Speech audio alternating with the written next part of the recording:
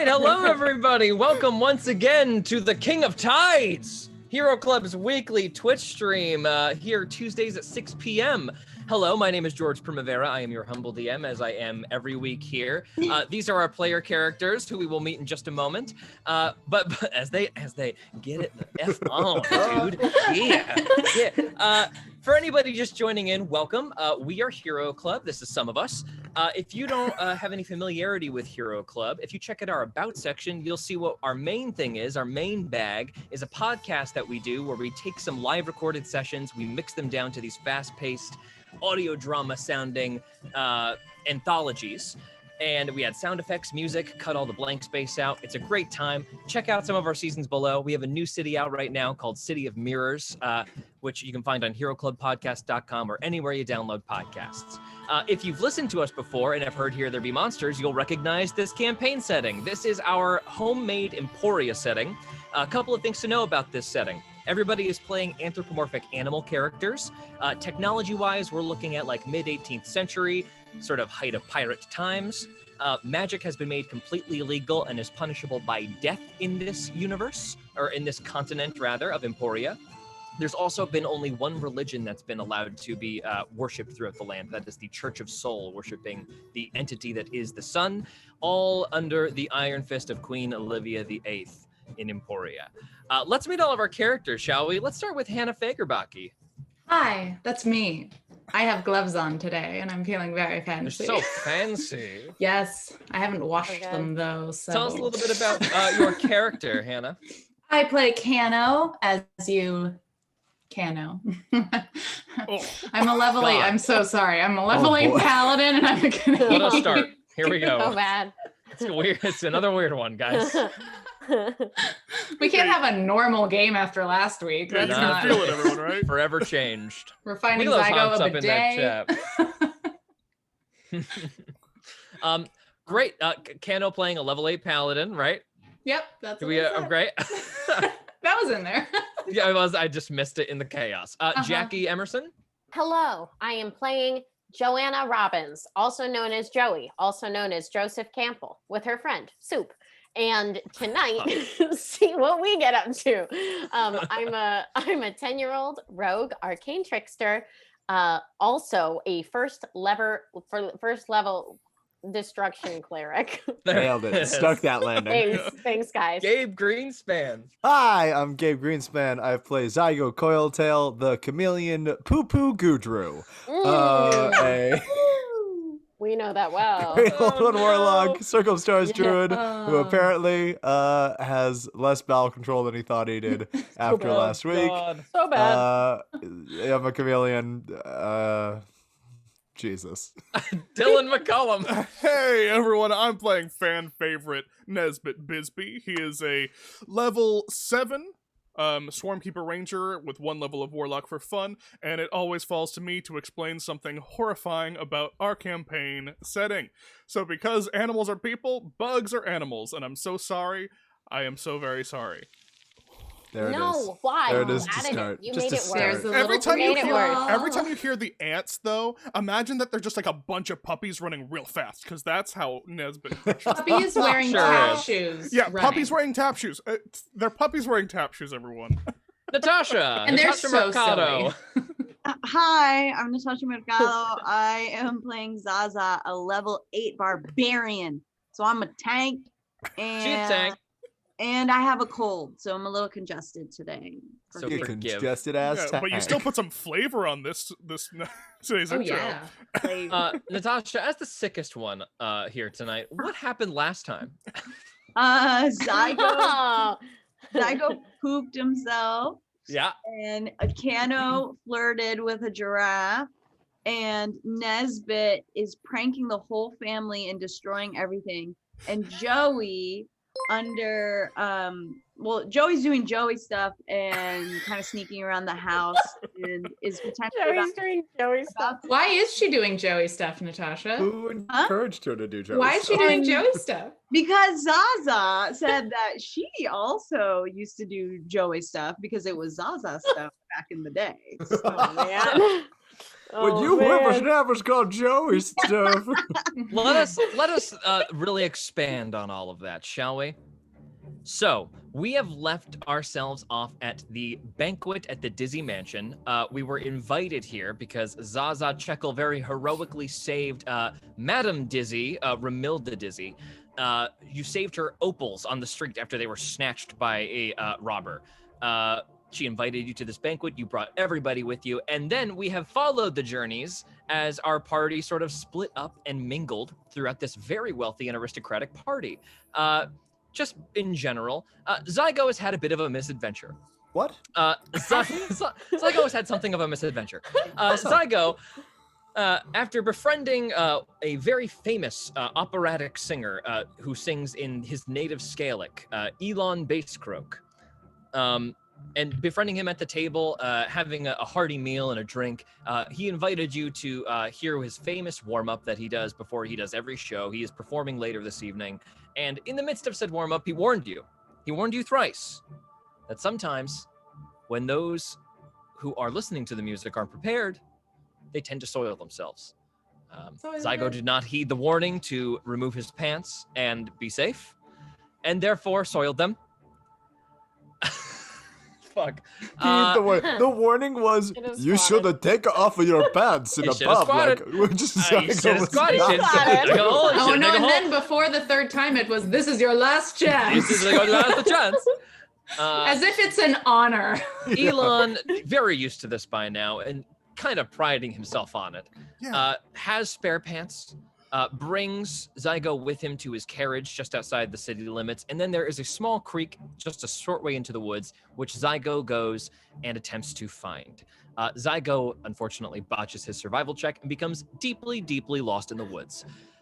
Meanwhile, Nesbit approaches a very old member of the Dizzy family, Scooper Dizzy, who appears to be essentially the person who made all this money in the first place and is now too old and has kind of been shunted to the side. And he has instructed Nesbit to cause chaos undercover at the party, destroying tons and tons of the drink storage, shattering a decorative ice globe in the center of the table with a discreet spell that this man has given Nesbit via an enchanted ring. Nesbit's trying to figure that out. Meanwhile, Zaza, having a hard time finding her place in the party, a couple of failed interactions, realizing that Kano's a little too sad and drunk to be a lifeline, decides to look for Zygo after not having seen him for a while, and moving into the woods, finds him, pants in hand, standing under a chrysalis that has been freshly hatched from. And what should come out of said chrysalis but a moth-like creature, but we're not 100% sure what that is. We'll return to that in a moment. Meanwhile, Joey and Sven playing hide-and-go-seek with Marvin Dizzy, the 28-year-old Buster from Arrested Development character that I invented. He has gone gallivanting off into the mansion under the impression that he is to hide, while Sven and Joey have taken off on their own, breaking into a locked office, using a spell of Sven's, it would seem, to reach into an enchanted and locked drawer and pulling out a necklace with red, fiery-looking orbs hanging off of it. And that is where we actually will pick up with Joey and Sven. And I met the president of the university. Oh, which excuse me, which I skipped over. I always skip one person. It's like it's always me, George. No, you always skip me. Last two times, Gabe really got it. I skipped Gabe like 100 times. It's fine. And then you made me shit Meanwhile, myself. We'll go back to Joey in a moment. Kano, finding a little bit of solace at the table with an old headmaster, Gordon Hoopstetter, had a few drinks, a couple of laughs, a moment of flirtation perhaps for Kano, a huge move, but then disappeared into the wind. Gordon unfortunately left the party, leaving Kano drunk and alone with grim, sad Shell, famed sad poet. And now Kano is just sort of off on her own, drinking a little bit from the wine, wistfully looking around, and a couple of new guests are just about to enter, so she'll have quite the view of that. But we will return inside Dizzy Mansion. Sven hands the necklace to Joey to give it a look and is also very curiously staring at it. Can I do an Arcana check? You may. Great. Oh, it was good. Great. That's a dirty 20. Dirty 20. Okay. So this is absolutely a magical artifact. As soon as you touch it, like as soon as it spools down into your hand gathered up, you feel like you are holding much more power in your hands than you ever have. It kind of scares you how much energy is flowing from this necklace, specifically from each of the red little baubles hanging off of this otherwise ordinary golden chain. It is absolutely some sort of fiery destruction magic. You are not sure what kind of form it will take. You do know that if you were to pluck one of these jewels off and throw it, the spell would be activated. Ooh.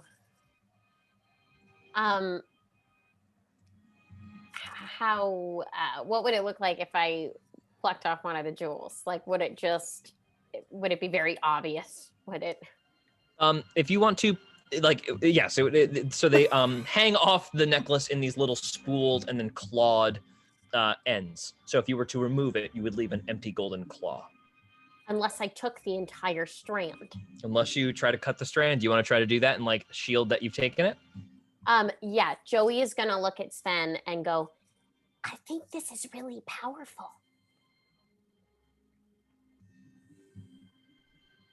Are you good at cutting things? Joey, you see Sven reach his finger into that ink bottle that's on top of the desk, and he draws a line across it, and then he just moves them apart. And now you essentially have a little red earring. Wow. Can you teach me how to do that? He shakes his head no. He doesn't even know how he does it. Joey is gonna take the earring, the red earring. How many little things are there? There's 5. Okay. Joey's gonna put that one in her pocket. Can you make a perception check for me?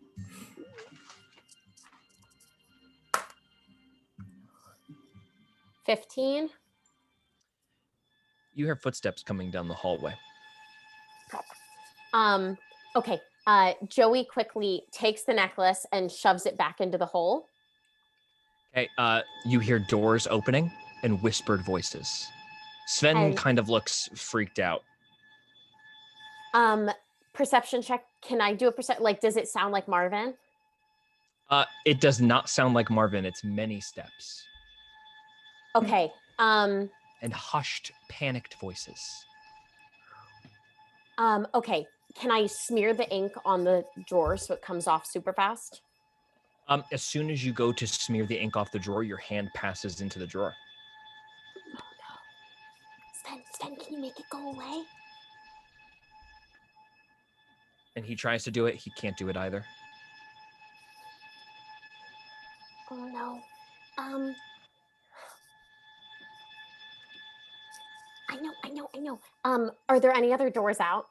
There's only the one. Is there any place to hide? There's under the desk, and then there is a small closet off to the side. Okay. Joey is going to okay. Joey is going to take while in last session when Sven was doing his thing, she was scribbling some notes. So she's going to take the note and just shove it into the drawer, and it looks like this, which says, "Don't worry, this is in safe hands." And then she's gonna take the hide action with Sven into the closet. Got it. Go ahead and roll a stealth check for me. Oh, God. 21. That's a high stealth check. That's good. Jackie. I know, but I have a plus 10, so it's an 11. So I always get a little nervous when I roll Door semi-low. creaks open and then closes. and somebody slowly pads into the room. You hear footsteps. The figure moves behind the desk. You hear a fiddling immediately inside the drawer. And then a whisper. And then just like a very quiet, but obviously magical sound. Just for a moment. And then the door, you hear like the sound of a drawer opening. Is there a crack that I can like peek through? Go ahead and make a perception check with disadvantage. Ugh. You hear Wow. paper crumpling as somebody picks up the note that you've left. 14. You don't see who it is. All you can tell is that they appear to be Scalic. They are green in coloration primarily. And you hear the note, some whispering. Is the person whispering to themselves? They are whispering to themselves. Reading the note, it would seem. Safe hands. The note folds. There's some more quick footsteps, a little bit more panicked this time. And then, sure enough, the door opens and closes quickly behind, leaving you alone in the room. Oh my God. Can I do a perception check for if it's safe to come out? Make a perception check.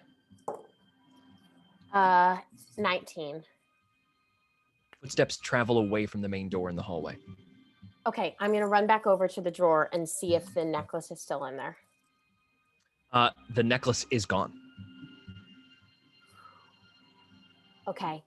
I'm gonna say, come on, Sven, we gotta go now. We gotta go now. And slowly creak the door open to try to go. With the perception check? Oh no. Still rocking. I think no. George froze. Oh, think George George froze. froze. Oh, thank God. I was so nervous. Jackie just went into full panic mode over the impassive response from George. The look of disappointment. Yeah. That like, oh, that's what you're gonna do? Kind Really? of That? Like, Okay, all right. Jackie. All I right, remember my Jackie. first game of D&D. Wait, so Jackie, you left Oh. the notes behind and the necklace. Yeah. So she took one of the little beadies. I took one of the little Okay. beads. Yeah. I think we may have to go on We're just break so for a frozen. second. Yeah. Because I'm the host now, and that changed everything. So we're gonna go on break for a second, and then we'll be right back. Yeah. Okay, everyone. Sorry about that. Yay, technical issues. BRB. Oh.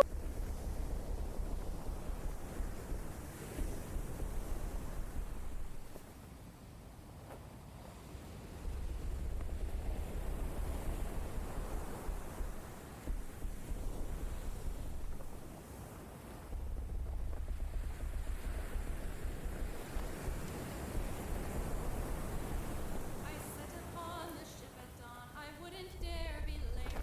Abilities were checked to see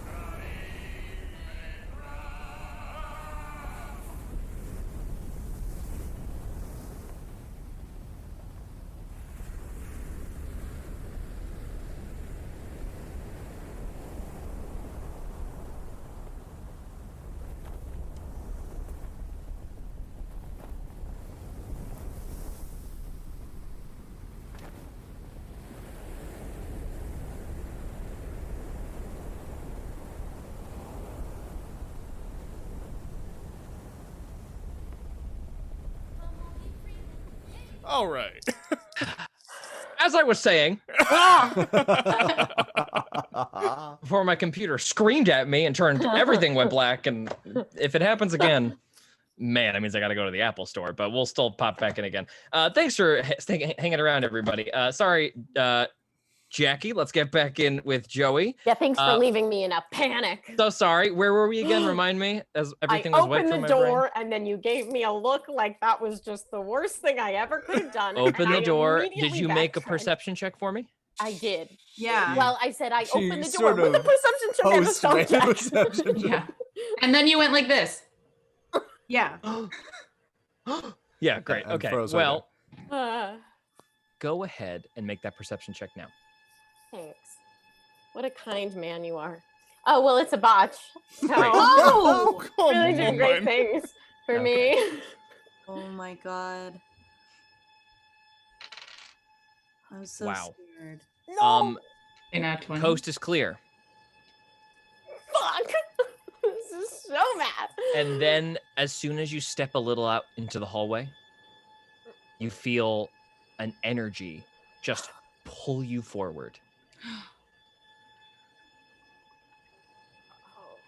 I need you to make a strength save. That's No. my best one. Ooh. Is that sarcastic? She Yeah, says with that's all very the sarcastic, sarcasm in her character. Oh, I nat 20'd. Nat No. 20. Jesus.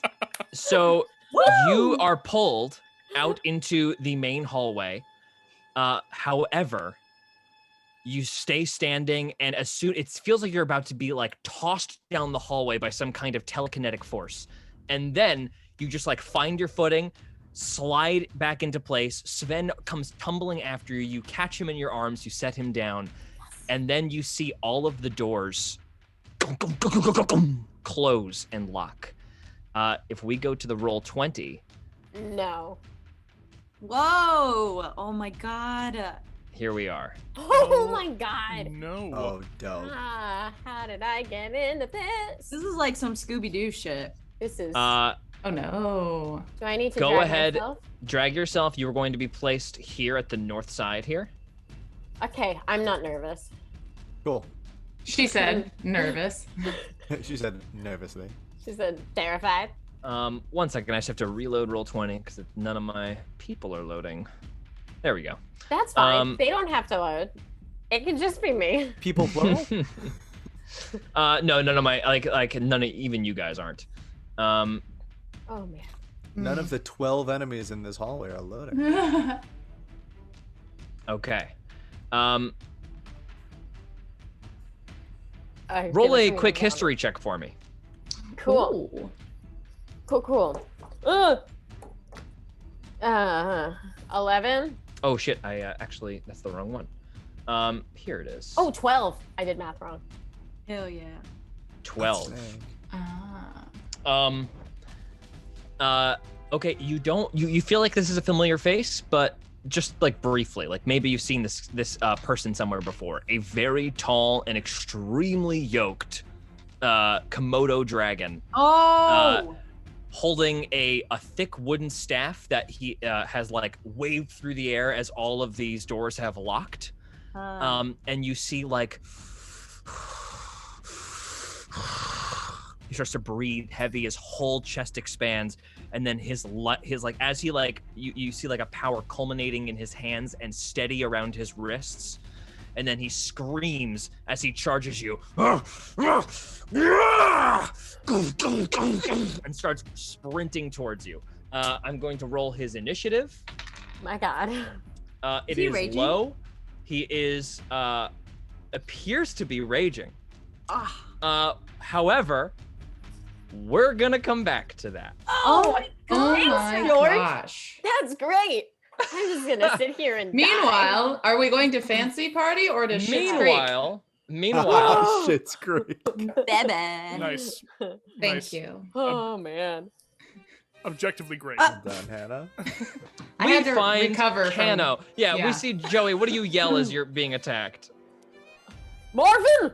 Where's Marvin? Because at that moment, Joey had also switched her dagger back to, all of a sudden, like, as he starts running towards her, she clips a little button on the nose of her dagger, and the wolf mouth slowly widens, and a white mist flows into her back and out her throat. She goes, I was just looking for Marvin.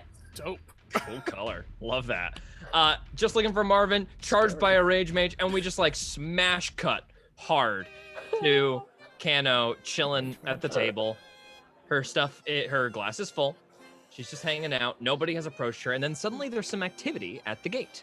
And walking into the party, you see a blue jay dressed in very flowy, sort of like tunic, loose-fitting attire.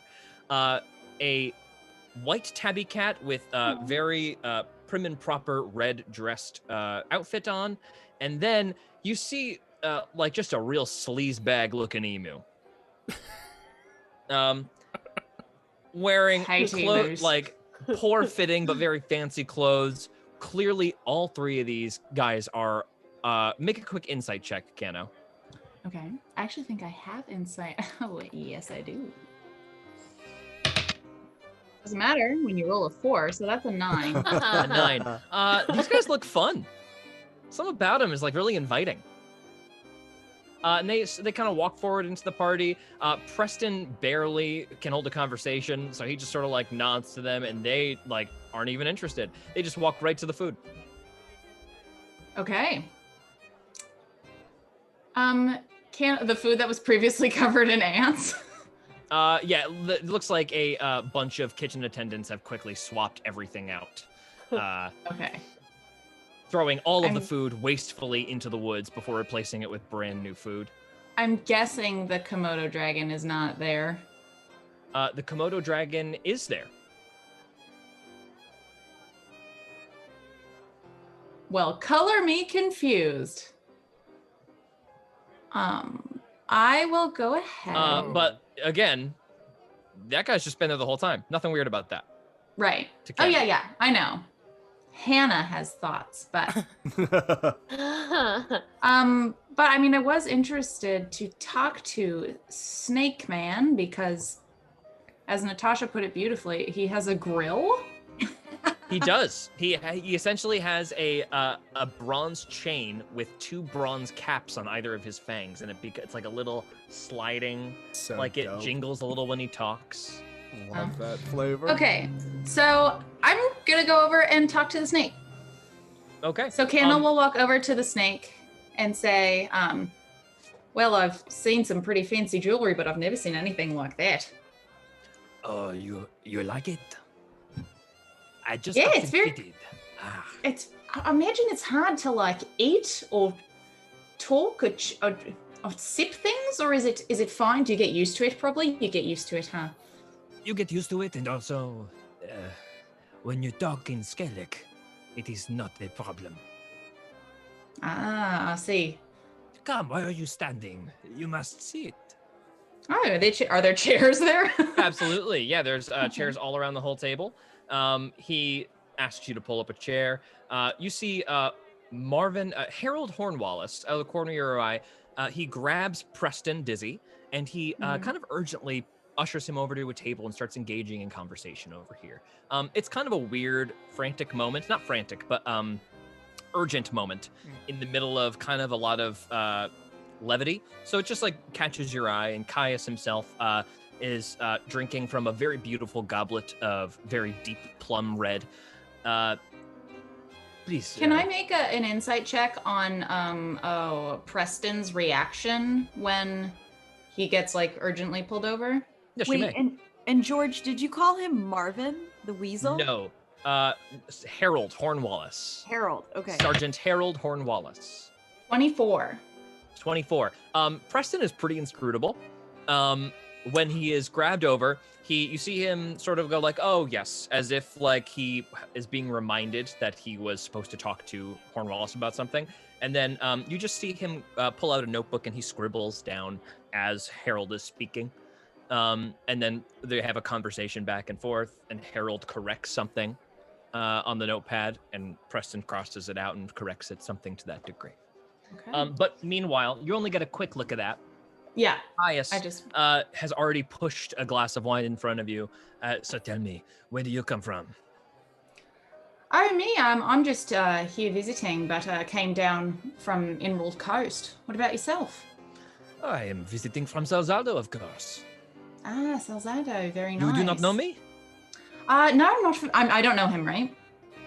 Roll a history check. Okay. I can check, but I'm pretty sure my history is 0. I was right. 9 again. Does the name Bronzefang mean anything to you? It doesn't, right? No, it doesn't. Bronzefang, no, it doesn't. But, and she'll gesture to his fangs. I can see where you get the name from. Well, we need an emblem of some sort, you know? Right, It is of important course. to have, And he looks to his very buff bodyguard. identifying factors. Right. I'm sorry I didn't get either of your names. I'm Nancy. Caius. Caius. Bronzefang. Nice to meet you. And you are? And she'll gesture Not to... important. And he leans in Oh. front. Oh, okay. You guys... Starface is a bodyguard. Ah, okay. He All right. guards my body. Ah, yes. Well, good job. It's an important... I bet you deal with a lot of security stuff then, right? If you need a bodyguard. Out of the side of his eye, Sorphus just sort of gives you a once-over look, like tentatively taps his fingers on a wicked-looking mace at his side, and shrugs, but then goes back to his food. He's not very talkative. Oh, I can see. Or not hear. I can hear how he's not. Yes. How But are you enough about liking the me, food? Enough about me. The food is good. Everything is good. This is a party. Where do you come from? I Already must know answered that. everything. A lady never repeats herself. Roll a persuasion check. That's when you hide things, right? And charisma. Yes. Of course. 12. 12. Caius looks a little frustrated that you won't play along and reveal more about yourself, and so he just sort of goes back to his wine, drinks a little bit, and then he gets up and he's like, Well, Nancy, it was wonderful meeting you. Surface and I must find the chamber pots, yes? and Sorphus stands up, leading the way for his mark to head out ahead of him, and the two of them walk back over to here. Tano, talking to no one, will be like, I already said where I was from, and clearly he did not listen, so it's on him. Yeah, he was definitely trying to get more out of you. So your refusal to speak to him has sort of turned him to other things at the party. Do you have anything else you'd like to do while you're sitting here? Can I kind of look over, and I would like to see the interaction going on between the tiger and the 3 dogs. If I could make like an insight check or something there. Yeah, make a insight check. Go ahead. Okay. Well, not using that dice anymore. Maybe I should have. 10. Sure. So the 2 dogs appear to be showing the tiger a couple of papers and folders, and once in a while, Bonnie, the tiger, will look to the corgi, Carol.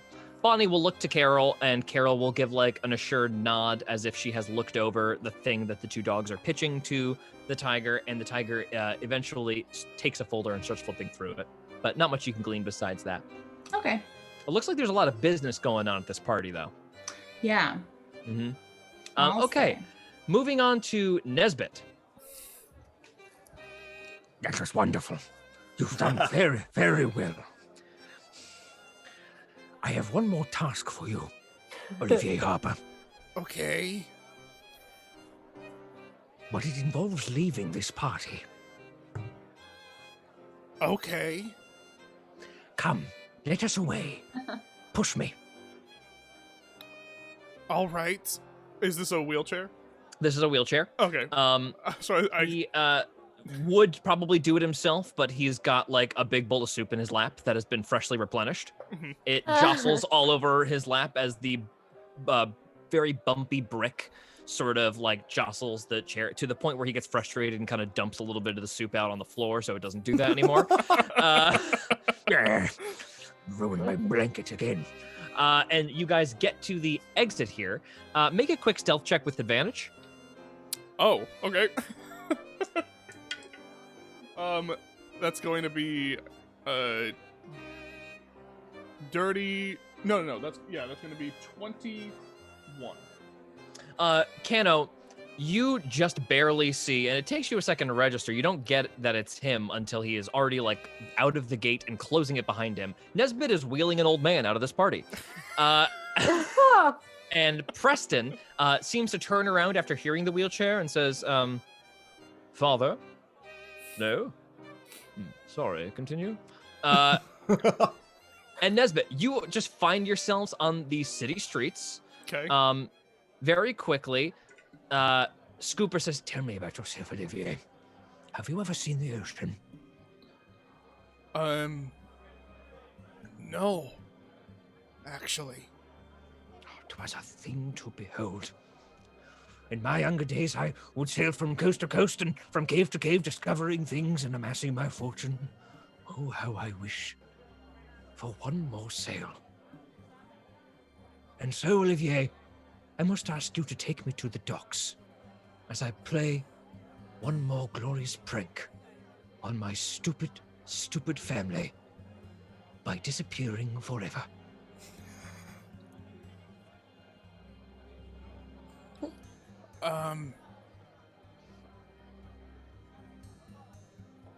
But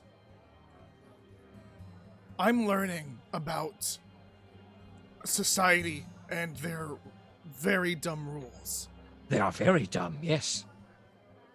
And I've made people disappear before. And I give like a look.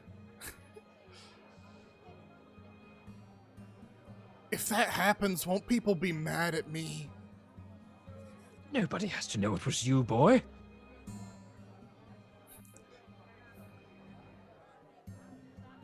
Haven't they seen me? I'm Nobody's seen you. You were expertly quiet and quick. Please. All right. Yes, very good. There's only one complication. Oh. I'll tell you when we get there. Oh no. Meanwhile, in the woods.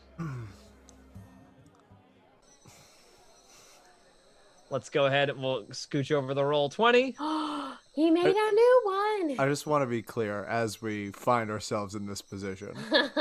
Zygo is covered currently in poop, vomit, and moth guts because Zaza just took her maul and bashed this thing down right in front of me. Real juicy, as I believe. Oh yeah, it was said, described as Natasha, real right? juicy. So Zygo's not in a good place.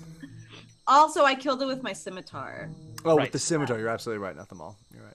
But eviscerated it. Guts everywhere. Gross. Oh, you stink. Zaza, I told you not to come any closer to me. This is a choice that you have made. Wait, are you wearing pants? No. And she like starts to shield her eyes. Zaza, it has been a very weird night for me. There are two things I want to draw your attention to. First of all, there is a little bit of a sound of rushing water off to your left. There's a thank little God. river over here. But this thing that is lying at your feet looks unusual. Can both of you make a nature check for me, please? Okay. Sure, dude. Sure, dude. Anything. 9. 7. 9 and 7? Yep. Okay. It looks strange. You guys aren't familiar with moths and how they look when they're born, but this doesn't look like it. There's no wings. Also, this thing's bipedal. Huh. Bipedal. It's like not Two-legged. developed, but like stands on 2 legs, and has arms rather than 4 feet. And all of these, they seem to be like encased in like what is right now very soft squishy flesh. And that's all I can tell you right now based on those poor checks. Is it humanoid? Can you tell us that? Or humanoid within this world? You don't know because it definitely came out of the chrysalis that was above your head. Right.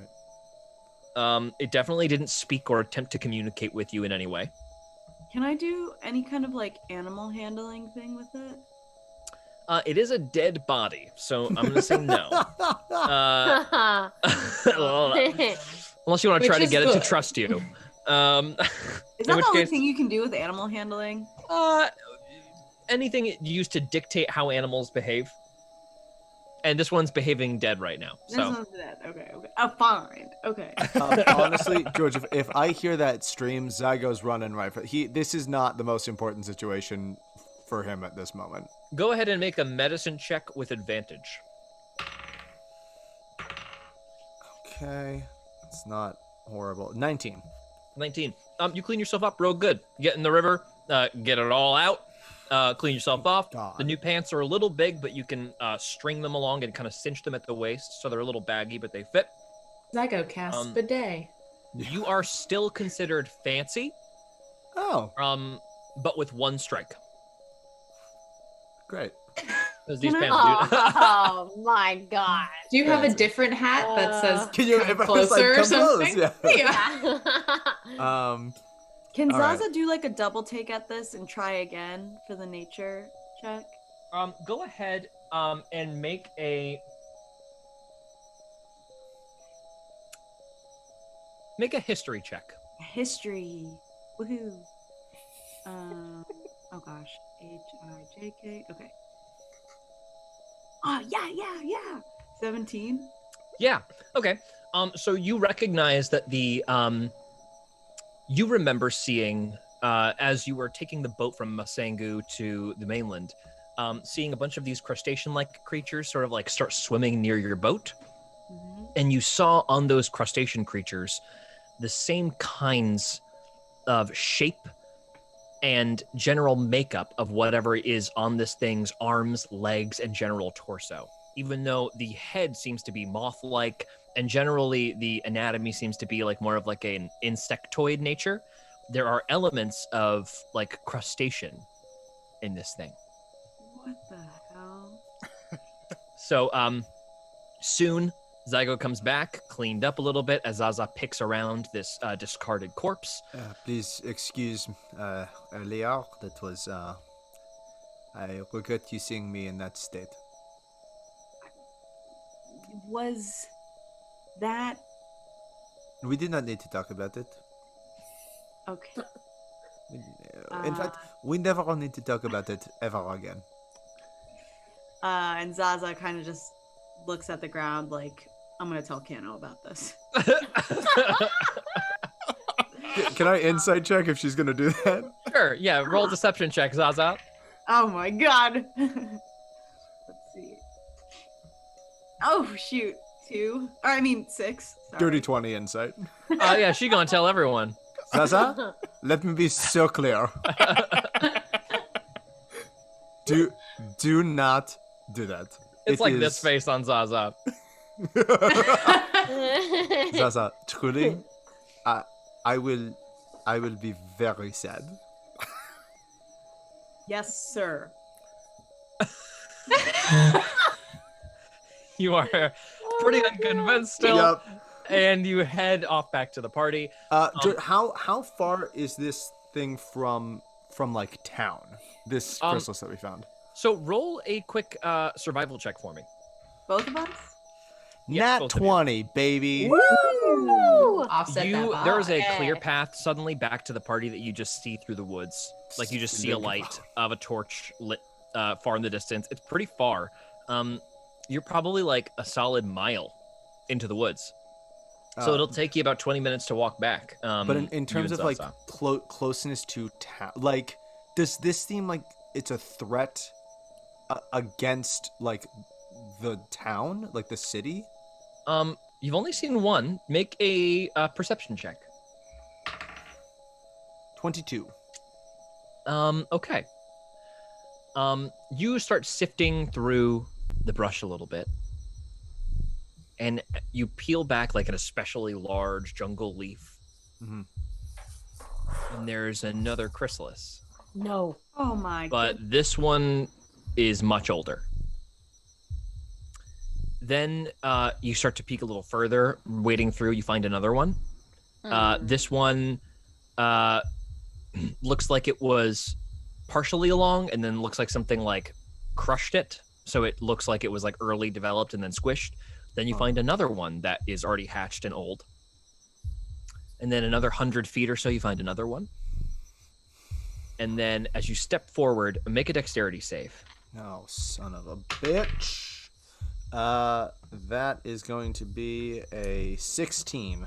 You pull your foot back in time, and a little bit of earth just sort of gives way to a burrow. And you only get a little peek in, but you see one chrysalis, just like the peekings of one, from where a little bit of the moonlight is illuminating down into this hole. Scat. Is Zaza within 30 feet of me? Zaza kind of been with you this whole time. I will telepathically say to her, be very quiet, but look down inside of this hole. It seems there are many of these creatures. Zaza, is silent, looks in, is like, whoa, and starts to kind of like pull him back and whispers to him, were you out here by yourself? I was trying to find the river, but yes, I was out there by myself. Yes. Can I roll a perception check? Because he's lying. Go ahead. No, he's not lying. Not but lying. he wasn't lying. He was sent out here by himself. Oh, Base Croak never. Base Croak left him to go to the river. Oh, Base He like, Croak's an stopped at ass. the carriages and then Like, just. fully- Base abandoned Croak's me not for very the river. thoughtful. He's not an ass necessarily. Well, I guess that could be considered an ass. You have a thing that makes people poop themselves. You give them a pair of pants and say, "Off to the woods with you. Bye bye." Kind of dickish. George, does it seem like anyone else is around us? We're pretty deep. We're like a mile into the woods, right? You are. Roll a perception check. 14. Oh wait, I'm rolling too. Oh, I got a nat Okay. 20. Psycho, you don't notice anything. Zaza, somebody starts sprinting away from you. What? What? Tearing through the bushes, they leave. They're about Oh my 100 feet away, and they just book it. Oh my god. Okay. Yeah. Oh, I'm so fast. Fuck. Oh shoot. No. Oh shoot. I'm going. I'm brave. Zaza takes Here off. she is. Yeah. Okay. Bye. And can Zaza? Oh no, because I didn't see this person, so I just saw you sprint off for no reason. Okay, you're fine though. You're clean. Yeah. Yeah, I'm clean. I'm standing atop a nest, but I'm very clean. Okay. Zaza, you immediately just start ripping through this entire like jungle. This person is pretty far ahead of you. I need you to make a lot of this is going to be difficult terrain, which is going to have your speed. If you want to try to blast through the brush, you can roll an athletics check to try to ease that effect. I'm gonna do that. Okay, go ahead. Please. I got 14. 14, you easily start to catch up to this person. They're running away from you quite fast, but you're just like jumping over logs. You see, whatever this person is, soon you start to make out that they are indeed scalic, appear to be some kind of iguana. They are sliding under a log and their shirt gets caught. And they jerk it free, and then you are suddenly upon them in an open clearing. You are about to be adjacent. This person hears you ripping up behind them, pulls two scimitars out of two holsters, and tries to face off with you, turning around very fast, and faces off with you in the middle of this meadow. You're first to go if you want to respond with raging. aggression. Wait, I'm already raged though. You are. You can start to rage now. It would have been more than. Oh. Yeah, it would have been yes, right. So I'm raging, And then, am I close enough to just like grapple him or Yes, them? you are. Do you want to make a grapple check? Yeah. How do I Okay. do that? Go ahead and roll an athletics check for me. An athletics. With Uh-huh. advantage. With advantage. It's Oh, with with advantage. for advantage? raging. Because Thank- you're raging, yes. Goodness. 19. 19. You grab him by the meat of this guy's leather plate. Not leather plate, leather armor, this bug leather armor. His speed is reduced to 0. That is one of your attacks. Do you want to attack him, or what do you want to do with that grapple? Is there a way to disarm him? Yeah, you can. With your other attack, you want to force the weapon out of his hand. Yeah, is it 2 weapons or is it just He's one? got 2 weapons. That's right. So you can I'm- only do one at a time. I'm gonna disarm him. Okay, disarm him of one of his scimitars. Go ahead and roll another athletics check Okie dokie. with advantage. With advantage? I love with advantage. Hee hee. Okay, the first one was 12. That was such a Okay. genuine discovery of D&D. I know. Wait, love but even if advantage. the second one is botched, is that bad? No, You take the if it's higher one. advantage, you take the higher. So 12. 12. This time you're unable to do anything. You try to like throw his arm to the side, but he keeps a hand on his scimitar. He will respond with 2 vicious attacks as you are grappling him by some of the armor. He'll just Oh, go for your please. he'll go for your thigh, and then he'll go up for your chest. That's going to be a 24 and a 21 to hit you. But can I Jesus. spirit shield myself too? You absolutely can spirit shield yourself. Yeah. He So, both of these attacks will come in, but right as they're coming in, what do? You focus, and what happens around you? I focus, and then there's just like a little blue like bing, and I'm like, don't hurt the dress. That's right. All this magic comes around as these 2 attacks both unfortunately do hit. One in the chest, one in the thigh. That is going to be 16 slashing damage, taken down halved because you are raging to 8. And now I need you to make a Constitution save for me. Oh wait, but don't I? If I spirit shield, don't I? I have to roll. Oh yes, yes. right. You roll 2d6 to reduce that damage if you want. 2d6. That's what Spirit Shield does. Okay, 1, 2, rolling. So I reduced that by 10. Oh, so there's Wow. no damage. So both of the scimitars get whipped through the air and absolutely do not hit. They like bounce off of this reflective energy. So dope. You don't have to make any saves. That's no damage. It's your turn. Lovely. Okay, yeah, I'm disarming this fool. Okay, go ahead and make 2 athletics checks, 2 both with advantage. Whee! Okay. The first one's 13. One scimitar goes to the ground. Yay! Second one is 14. You still have advantage. Total? Oh wait, that was 14. First one was 14 with advantage. Mhm. Yeah, and then the second one is sorry, I'm such a slow poke. The second one is 15 with advantage. 15 with advantage is not good enough. So you do relieve him of one of his scimitars.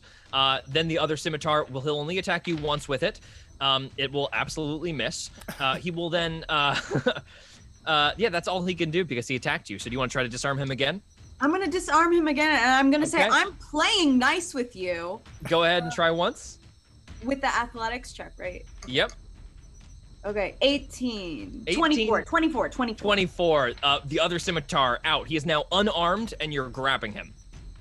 And can I do some history check if I know who this person is, or an insight check or something? Yes, you can. Which would you like to do? What's the difference between history versus insight?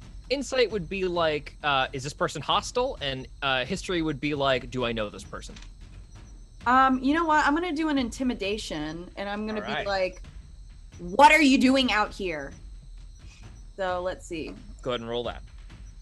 Do I get advantage or no? I don't think so. Okay. I don't believe so.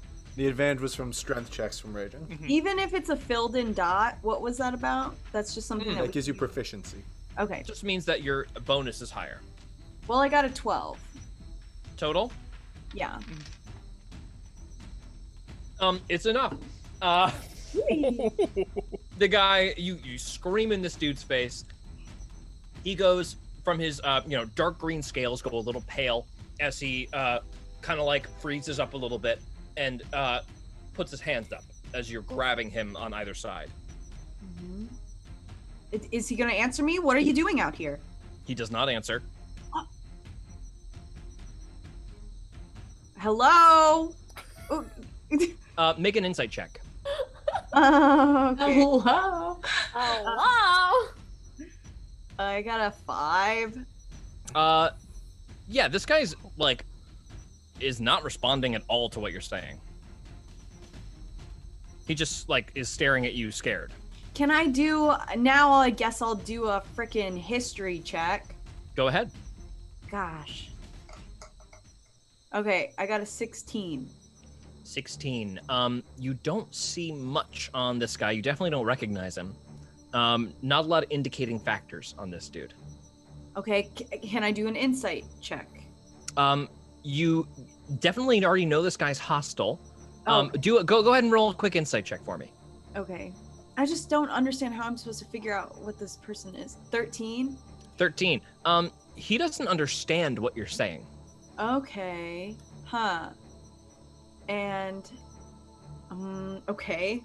So Like he does not speak common. and I don't know any other languages. I'm gonna can I just drag him back over to where Zygo was? You can, yeah. You leave the scimitars in the dirt, and Zygo is cinching his pants closed. Zygo's probably already moving. Let's go. Probably Let's moved a little bit of the way. Way back, and you meet him back up on the trail. Roll a quick survival check just to see if you can encounter him on the way back. Shoot, I wanted to pick up those. Her or me, George? You can grab them. They're just ordinary scimitars. Okay. Oh, I got a dirty 20. Dirty 20. You find Zygo walking back in the woods, holding this lizard iguana fella in tow. Who is this that you have found? I saw this guy running past us. You didn't see him? My mind was on other things. Listen, he attacked me, and I guess he doesn't understand what I'm saying. Do you think you could communicate with him? Before you even finish that sentence, in Scalic, the iguana says to you, Zygo, and it sounds outwardly like we're inhaling throaty noises, but Zygo, you're hearing like, listen, man, I just watch the garden. I don't do anything else but that. Please just let me go. Please don't kill me. What? I will respond in Scalic. Why did you run away from us then? Have you seen her? Well, but she only gave chase, or according to her, she only gave chase after you began to run. Well, nobody's supposed to know this is here, obviously. So, I was gonna go back and tell them, which I obviously won't now. Tell who exactly? He has said too much, and he closes up. Zaza, Can I do another intimidation check on can you him? shake him a little bit for me? So can that be my intimidation check? Go ahead and roll an intimidation check. Yes. Fuck. I'm gonna use the luck point. I got Okay, a 7. that's your last luck point, isn't it? Yes, but I feel like this is important. Okay, go ahead. Oh, please. Okay, 23. 23. After shaking him, and he goes, okay, don't kill me. Okay. And we're gonna go back to you. Ooh. And was that in Scalic, George? All in Scalic. Okay, yes. Cutting back over to Joey. Oh my goodness. George, All right. I had a quick metagame question. Yes, go ahead. Which is that there is a spell I'd been meaning to retransfer back into my thing, and I'd forgotten about it until just now, but I haven't used any spells since we leveled up. Does that That's mean cool. that I can do it? Sure. Cool. Yeah, why not? Thank you. Mhm. I don't think I was supposed to transfer it out to begin with because I That's didn't okay. know the rule. Yeah. So okay, good to know. So Totally, go ahead. So roll a quick initiative check for me. We're just gonna see who's gonna go first in this. Oh, good. Oh, I got such a good roll. A 23. Okay, it's gonna be you, then this guy, then Sven. So go ahead. He is sprinting towards you. I'm gonna drag Sven's icon out here. George, can you Okay. put us back onto that actual map because we're still. Oh, yep. Sorry. I just realized I only brought me there. We're Just in me. the forest still. Cause we're lost in the woods. Okay. Okay. What are you doing? So Joey looks at Sven and then reaches her hand down to the ground. And as she does so, she whispers, Gavisa. And black liquid seems to spout out of her fingers and shoot across the floor towards him as she casts grease. Okay, grease gets cast. You see all of this disgusting, sludgy, oily liquid start to layer all across. Where is that? It is in What's the front radius of on me. Oh, sorry. It's a 60-foot range, bloop, bloop, bloop, 10-foot 10 feet. square. 10 So foot I'm square. gonna do it like right in front of him. So he Right in has to front of cross him. through the 10 feet. Yeah. So here, right? Yeah. Beautiful. Okay, perfect. He is sprinting towards you. Anything else you'd like to do? Yes. And then with my bonus action, I'm gonna turn to Sven and I'm gonna say, stay safe, okay? And I'm gonna put my hand on him and feeling the power of the jellyfish. I'm going to cast Shield of Faith on Sven. You can't Shield- cast 2 leveled spells. In Yes, the same that's I correct. can't? Yes. No, Even if only it's a bonus action? no. It has to be a cantrip, Cantrip. for a bonus action. Yeah. So yeah, you can't cast 2 level spells. That's true. Well, that's very sad. Even if That's it okay. says Shield of Faith can be a bonus action? Yeah, Okay. no, so you'd it's have to not- do it's a not cantrip the- action and a bonus action. kidding. level Yes, it's spell. not about it being a bonus action. The action economy there is fine. It's just as a spellcaster, you can only cast 1 spell that's not a cantrip per turn, no matter what. Got it. And so I can't bonus action with a cantrip, like guidance. No, you cannot. Not if you've already cast a leveled spell. If you had cast a cantrip and then done a bonus action Shield of Faith, Then that I would have been could. fine. Mhm. Okay, just kidding. Then Joey is gonna just turn to Sven and say, "Stay safe." With no power of the jellyfish inside Sven of her. kind of looks at her like, "How?" Shield of Joey- Faith. Joey's gonna step in front of Sven. Go ahead. with And yourself.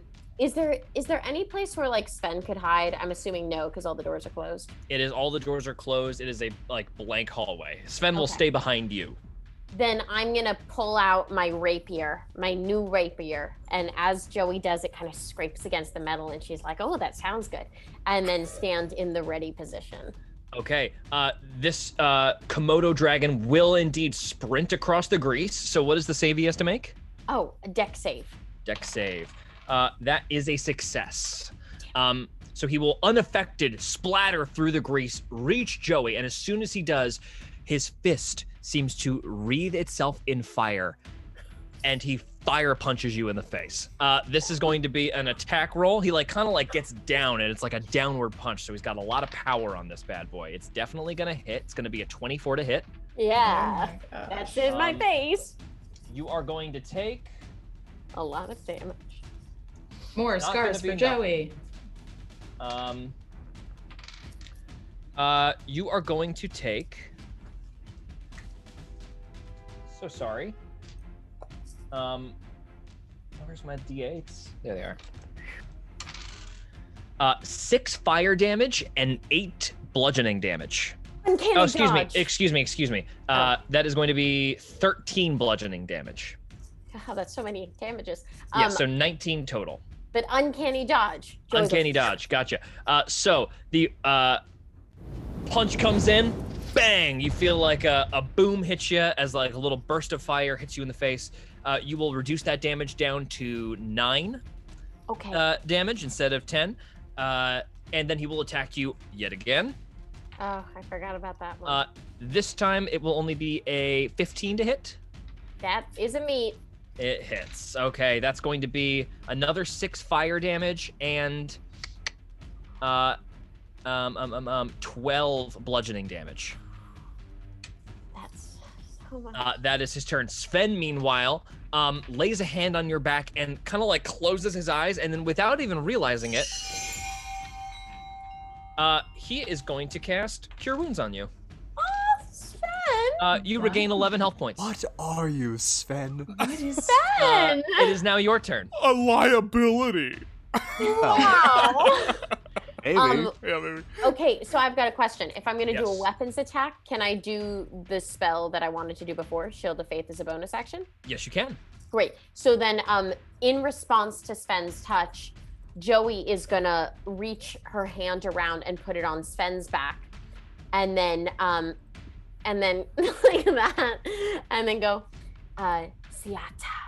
And then a golden shield of light will appear around Sven, which is going to grant him an extra +2 to AC, I believe.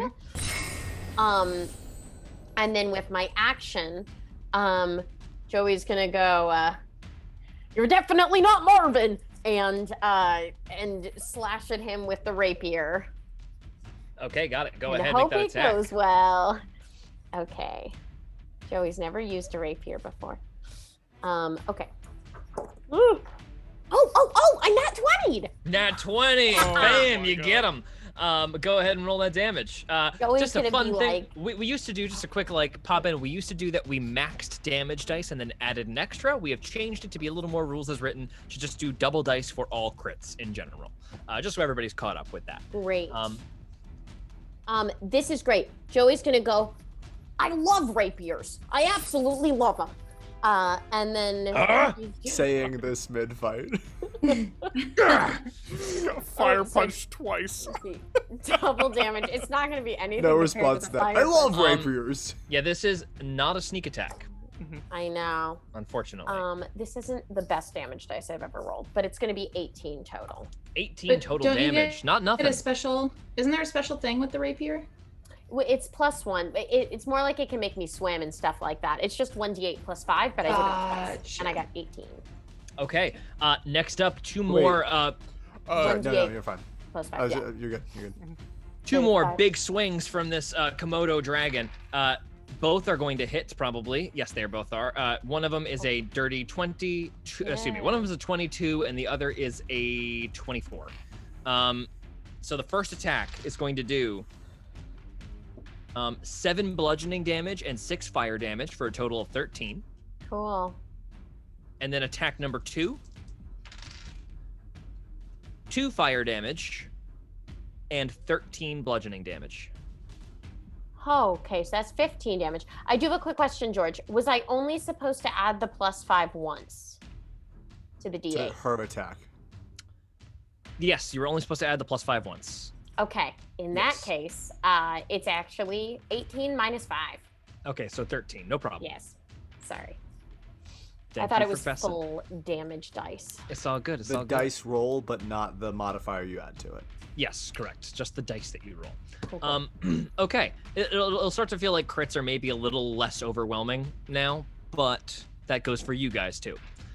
So crits won't be as bad. And they could also be insane. Okay, so those are those 2 attacks on you. That's done. Sven, seeing you get rocked by these blows, is starting to be very scared. Oh, sorry, and he- Jackie. You should probably make 2 con saves too, because Shield of Faith is concentration, right? Right? Oh, yes, it is. Go ahead and make 2 Constitution saves. I don't think. Oh, it just has to be. Just has to be at a 10. Both have to be at a 10. What if it meets a 10? You're good. Okay, the first one was a 10. Oh, and the second one beats it. Okay, great. So yeah, Shield of Faith is maintained. Sven runs next to you. He has a small little dagger on him that he's stolen from your stores, and he is going to lunge Sven. forward and try to stab this Komodo dragon in the knee. He is going to hit.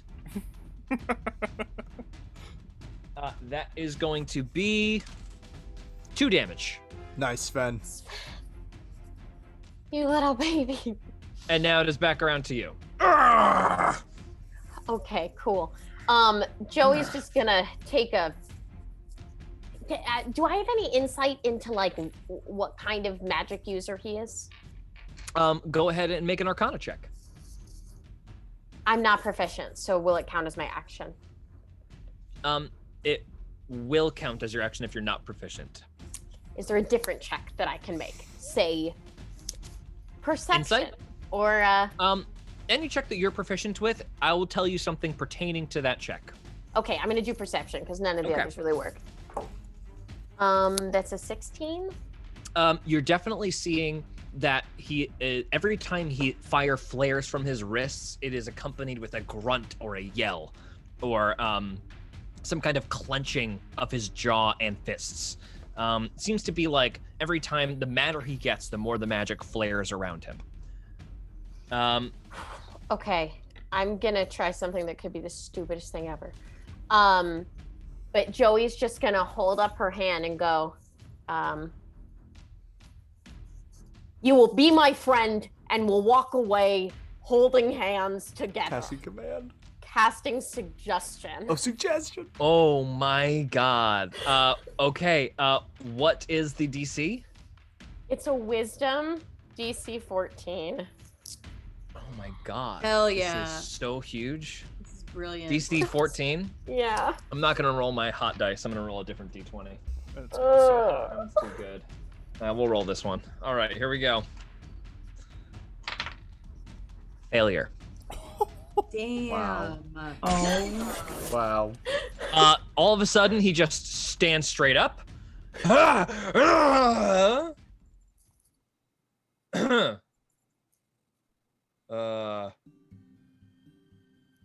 What are you doing here? Oh.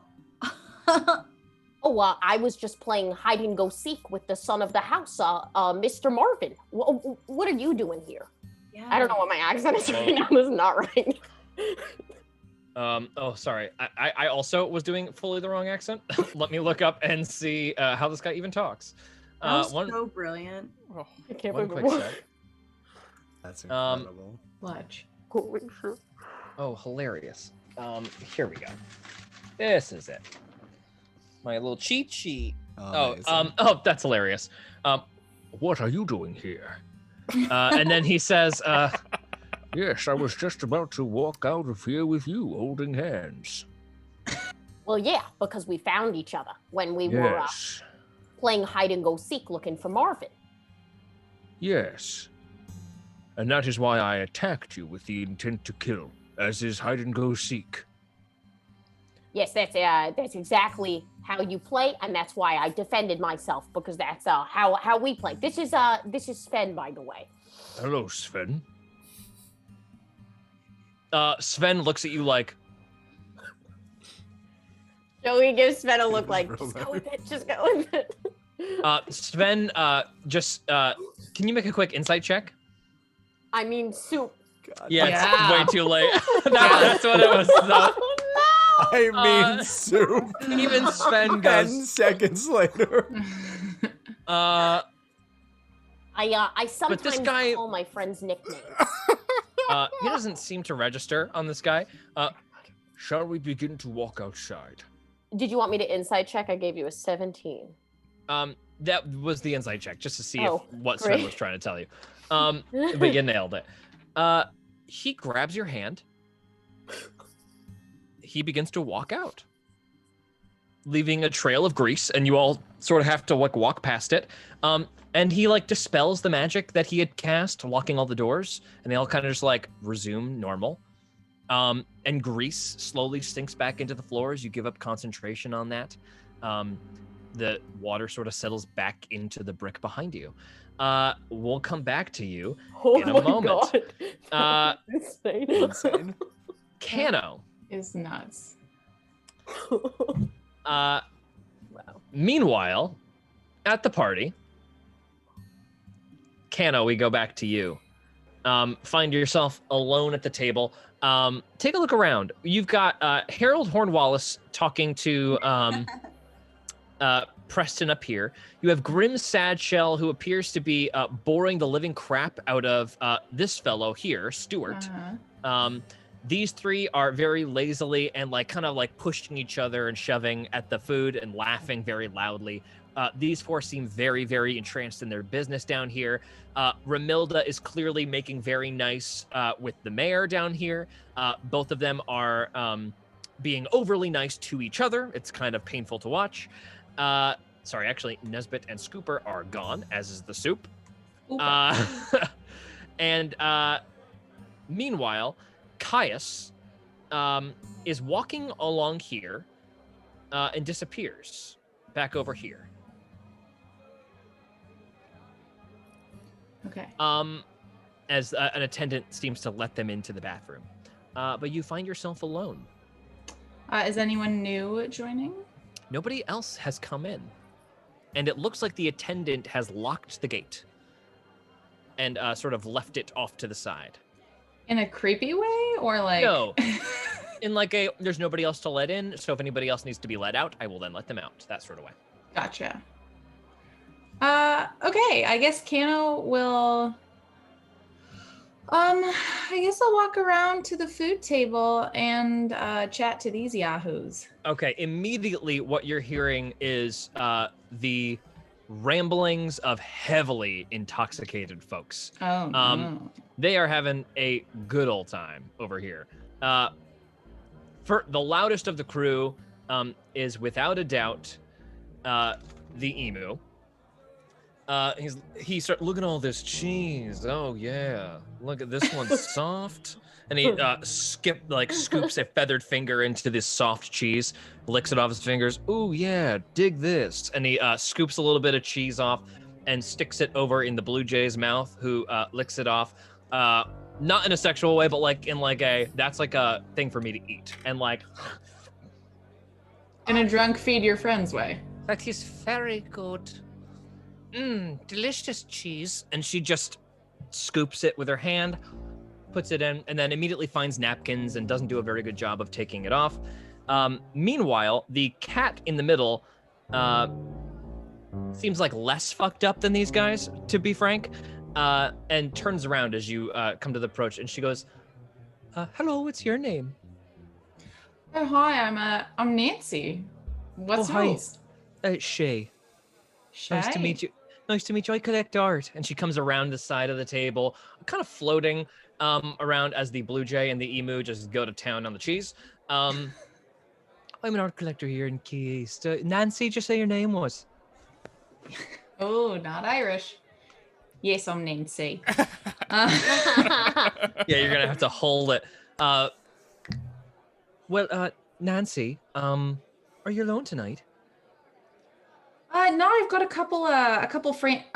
Currently, and she'll look to either side. Yes, but I've got a couple friends scattered around, but I don't know where any of them are. As she realizes that no one is left in this plaza with her. You're the only one here. I am the only one here. You look around and none of your friends are there. That hits you immediately. Can you make a quick? Let's just have it be a straight charisma save, and we're gonna call this a feelings save. A feeling save. Oh, I'm glad it's a from your save. slightly drunken state. Charisma save? Yeah, charisma save. Good. No, not that dice. Oh, not today, Satan. We're gonna do this one. Oh, I'm so happy my bonus is very high. 14. 14. I'm not gonna tell you if it's a success or a failure, but I will say that Shay kind of sidles up to you at the edge of the food table. She says, Nancy, this might be a little forward, but do you like to have a good time? And she reaches into a breast pocket up here and pulls out a little golden seashell and pops it open, and there are just these small white pills inside the seashell. Fucking do it. Oh my Tonight's god. the Yes. night, baby. Yes. Yes. And Shay kind of like comes up next to you, like, and shoulders you, kind of like nuzzling up against you, like, come on, do it. Everybody's trying to get some of this Kano I action know tonight. it is. Apparently. Look, if Kano were like 20, but I just like, I don't think she would because she's older. So she's not in the like, she's past the peer pressure, like, oh, do it, or you're Even drunk, Kano? You can politely decline if you like. Oh no, thank you. I gave up on those a while ago. I like my libations in liquid form. I mean, we could always crush it up for you. Not what I meant. But how about we all take a shot? That sounds fun, right? Of course, we can take a shot, shall we? Do shots exist? Already, the blue jay comes over, kind kind of extends both feathers. Cheese has been removed at this point, and grabs your hands. My name I- is Ilum. Can I make a save to not have him grab me and just kind of like open my hands, mimicking in like a bow sorry, so- instead? Because I don't want cheese hands. Yes, 100%. Yeah, you do it. Ilum actually, she comes up to you and is like, sees that you're like no cheese, and she goes, Oh, yes, sorry. and she wipes it off on the tablecloth, a little bit left. Meanwhile, the emu kind of stumbles over. Hi, my name's I forgot my name. Ubi. There it is, Ubi. My name's Ubi. Hi, very nice to meet you, Ubi. Yeah, I'm nice to meet you Nancy. too. And do you like cheese? Nancy, I do like cheese. Yeah, there's a lot of good cheese out here. Have you had any of these? And he takes one of the pills and pops it in his mouth. Oh, yeah. How do you feel after taking that? He walks away. Good to know. Thank you. Elam kind of says, He's been doing this for a while, so he knows how much to take. Ah. um, Do you indulge in these often? she, like, sort of shrugs, and she goes, When I am in pain, yes. Ah, so they help you relax a little. and she, actually, like, sort of, like, nods and shakes her head at the same time. She goes, Yes. It is for relaxation, but also it relieves the pain. and she like pulls up like a little bit of her shirt, and you see on her stomach there's a pretty vicious wound in her side. It looks like it's been healed a long time ago, but she's ginger with it still. And she says like, So, it has two uses, I suppose. I'm so sorry. it is okay, we make things work, yes. And she and Shay kind of like share a laugh, and they said, well, Shay turns to you, you said something about doing a shot, didn't you? Yeah, I think that'd be fun. Shall we go get a drink? It seems like Ubi's off doing his own thing. And you see Yes. Ubi is just eating alone, staring at the mayor. Um, We've all been there. but yeah, where do you head off to? I guess, is there a bar? Like, what? Is Yeah, there you just like guys- a waiter passing? or You guys can something? find like, yeah, a cocktail. You guys can eventually settle up back at this table up here. Oh, excuse me. Because it would seem Hornwallace and Preston have finished their business. And as you guys make your way up here, sorry, I have to move the bushes for a second. Move um, that bush. Hornwallace shakes Preston's hand and leaves. Shakes his hand and leaves. Okay. Mm-hmm. You don't really catch much of the exchange, but as he walks away, leaving Preston behind, the attendant moves aside to open the door for him. Hornwallace looks to you, Cano, gives you a nod, Anna will nod back. and then he will leave. Let's skip back now into the woods, where Zygo. Actually, we don't even need to skip all the way into the woods. Oh, yes, we are, because we're about to interrogate, aren't we? So, Zaza stands above this man, scimitar at his throat. Zygo, you kind of given the floor in this clearing to speak to him in Scalic. Anytime Zygo looks to Zaza, Zaza grips him tightly or acts more threatening and menacing. But he has agreed to tell you anything you want to know.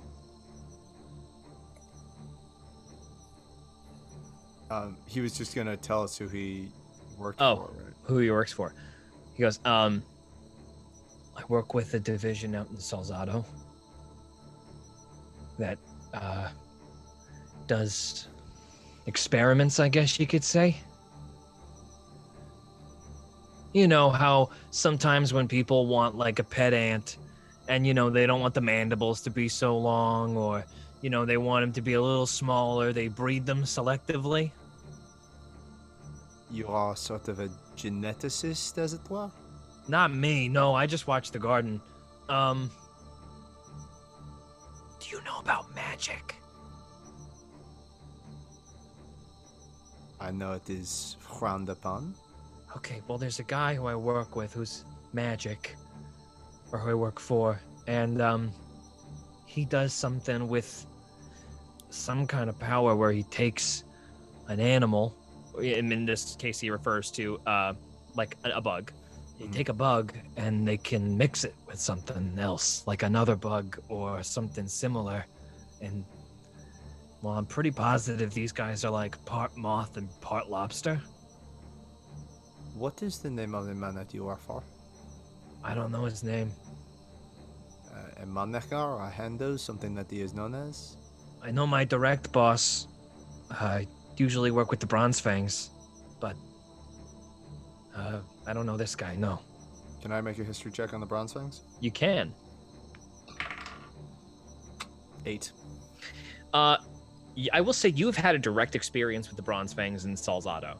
Okay. You did not get involved because they were a gang. They were like a straight up lawless, terrorize normal good citizens, like mob style gang. Mm-hmm.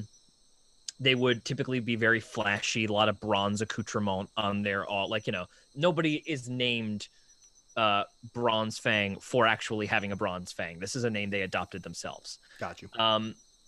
But that's pretty much all you know. Don't know any big figures. You know that mostly what they do is like mercenary work or robbery for themselves. Anything with money. Got you. And you say, if their organization is based at the Salzado, then what are they doing so far over here in the east? I don't know, that something about they need to be here for something. I don't know why. I don't get a lot of information, sorry. I just know what these are. I know how to take care of them good. How many more are there around this area? Around here, there's probably 20, 30. But I gotta be honest with you. Or If I tell you a little something extra, will you let me go? I've really given you almost. This is the last piece of info I got.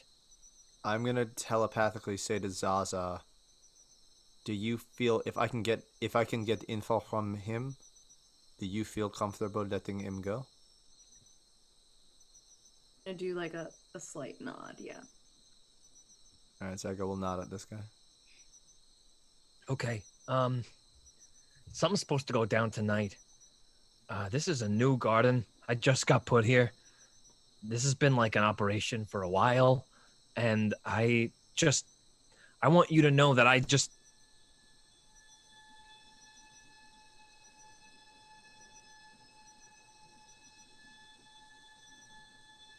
Is he frozen or is he acting? I'm not frozen. I'm acting. Oh Sorry. my god, That was beautiful, Oh, George. My God. But he Oh. just stops talking and he goes glassy-eyed. Can Zygo trace his vision, see if he's following something? Yep. Go make a perception check. 19. No. He's not looking at anything. He's completely unfocused. Great. Does it seem like he's not in his own mind at this moment? It does. Zygo is going to... His eyes will shift to their usual galaxy state Mm-hmm. as he casts Detect Magic. Okay. Detection magic suddenly starts waning out, and you immediately detect enchantment magic just absolutely bathing this man's brain. Zaza, someone has contacted him. There's something going on there. Should we go? Or...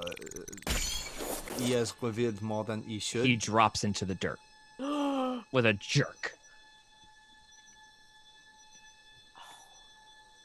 Is he breathing? You want to check? Roll a medicine check. Yeah, I want to Don't check. botch. I didn't botch, but I didn't roll very high. Can I also do a medicine check? You may. Yeah, I got a 9. And I'm pretty good at medicine. I got a 19. 19. He is dead. Whoa. Fuck. Both of you make a wisdom save. My god. No douche. Okay. Yes. Where's my wisdom? 22. Wisdom's at the top. Yeah, Okay. wisdom save. Wisdom save. So Oh, where the save. saving throws are. Yes. Okay, thank you. Thank you, sir. I got 12. Zygo, you watch Zaza fall to her knees Great. and stare ahead. Sick. Zaza, you start hearing a voice. Who is this now? Strong, yes. This. In utter darkness, you see ahead of you long 4 or 5 foot stick-like limbs creep around you. You feel enveloped. Roll an Arcana check for me. Arcana check. Okay. I got 15. 15. You above you, rather than being like in utter darkness, you see a little bit of light, like above where this darkness is surrounding you, and it looks like almost like a stained glass ceiling, but in the pattern of bug wings. Really amorphous, not symmetrical at all. And you feel your outside body not moving. Okay. It continues to address you. What do I call you? Can I do any kind of insight check or to see if this is like I don't know, like if I should actually say my name? That's up to you. Your choice. Yeah, insight check won't tell you that. I'll just do it because this is fucking weird. Zaza. Zaza. Zaza, you are very strong, aren't you? Yes. But you could be stronger.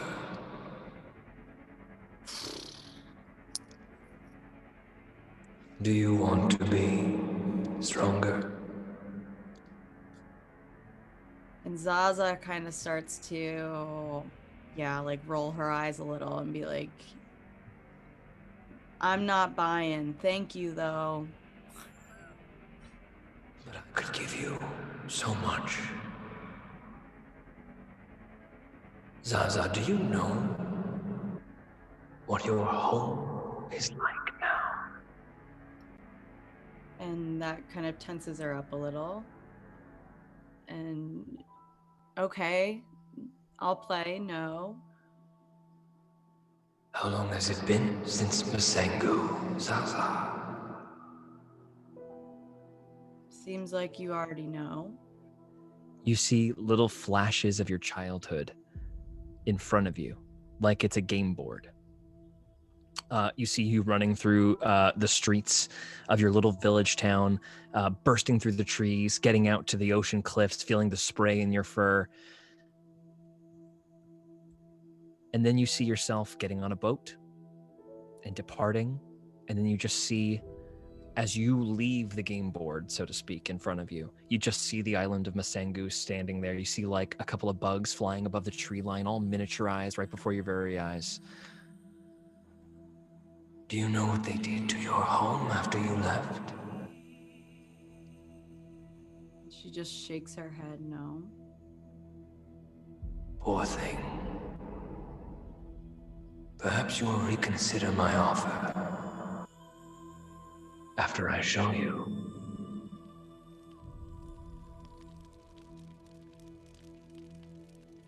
And little fires begin to creep up underneath from the tree line. Trees burn, come down, villages disappear, more and more of the forest is gone. And then you just see walking in phalanx, marching, burning trees, soldiers in black and gold uniforms, storming beachfronts, pushing people together into tented camps. And then all of a sudden, all at once, it's gone. Don't you want revenge on those who would betray you? An army that does not stand for you? I can give you that. Yeah? How? Let's make a deal. Do I That's still not how have- this works. Do I still have detect magic popped? I do, right? You Lasts do, like 10 yes. minutes? Yes, you do. Am I getting any magic that is affecting her currently, or is this something else? You are getting magic. It's an enchantment around Zaza. Yes. I'm gonna try to telepathically talk to Zaza. Okay.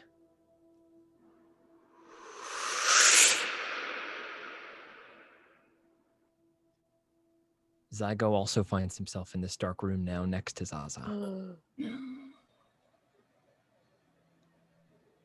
In front of you, Zygo, you see the burning trees as Zaza stares down at it in front of her. Her face is kind of lit up orange, and you're watching her home village burn in front of her eyes. Zaza, this is magic.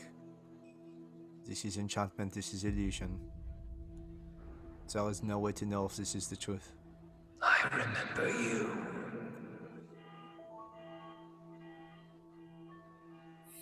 That's a car alarm. Unbelievable. Is this the mayfly? It is.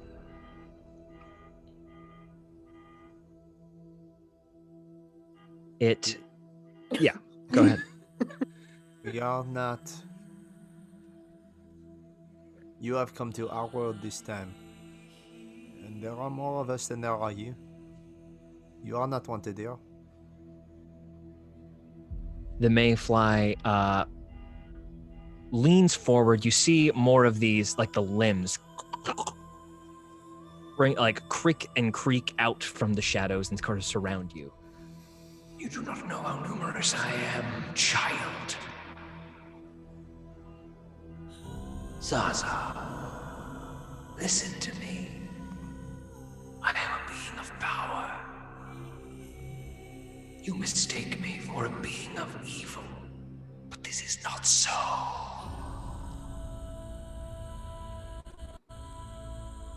If you are to accuse me of anything, you may call me a purveyor of chaos. I like things messy. You like it too.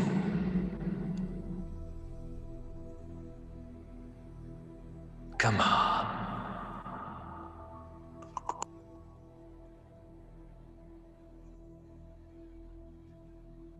I never shake on a deal when I don't know the details. I want a door. I want you to make me a door. And for this I will give you power beyond your imagining. A door? Like you're using my body as a door?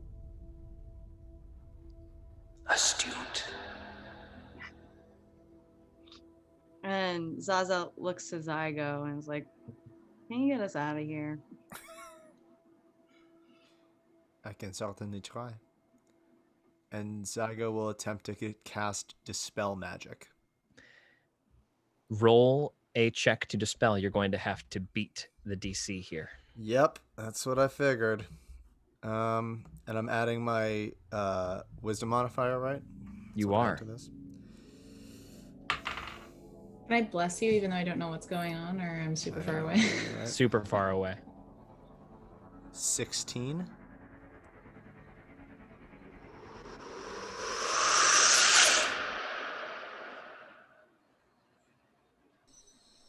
Woo! Something is coming.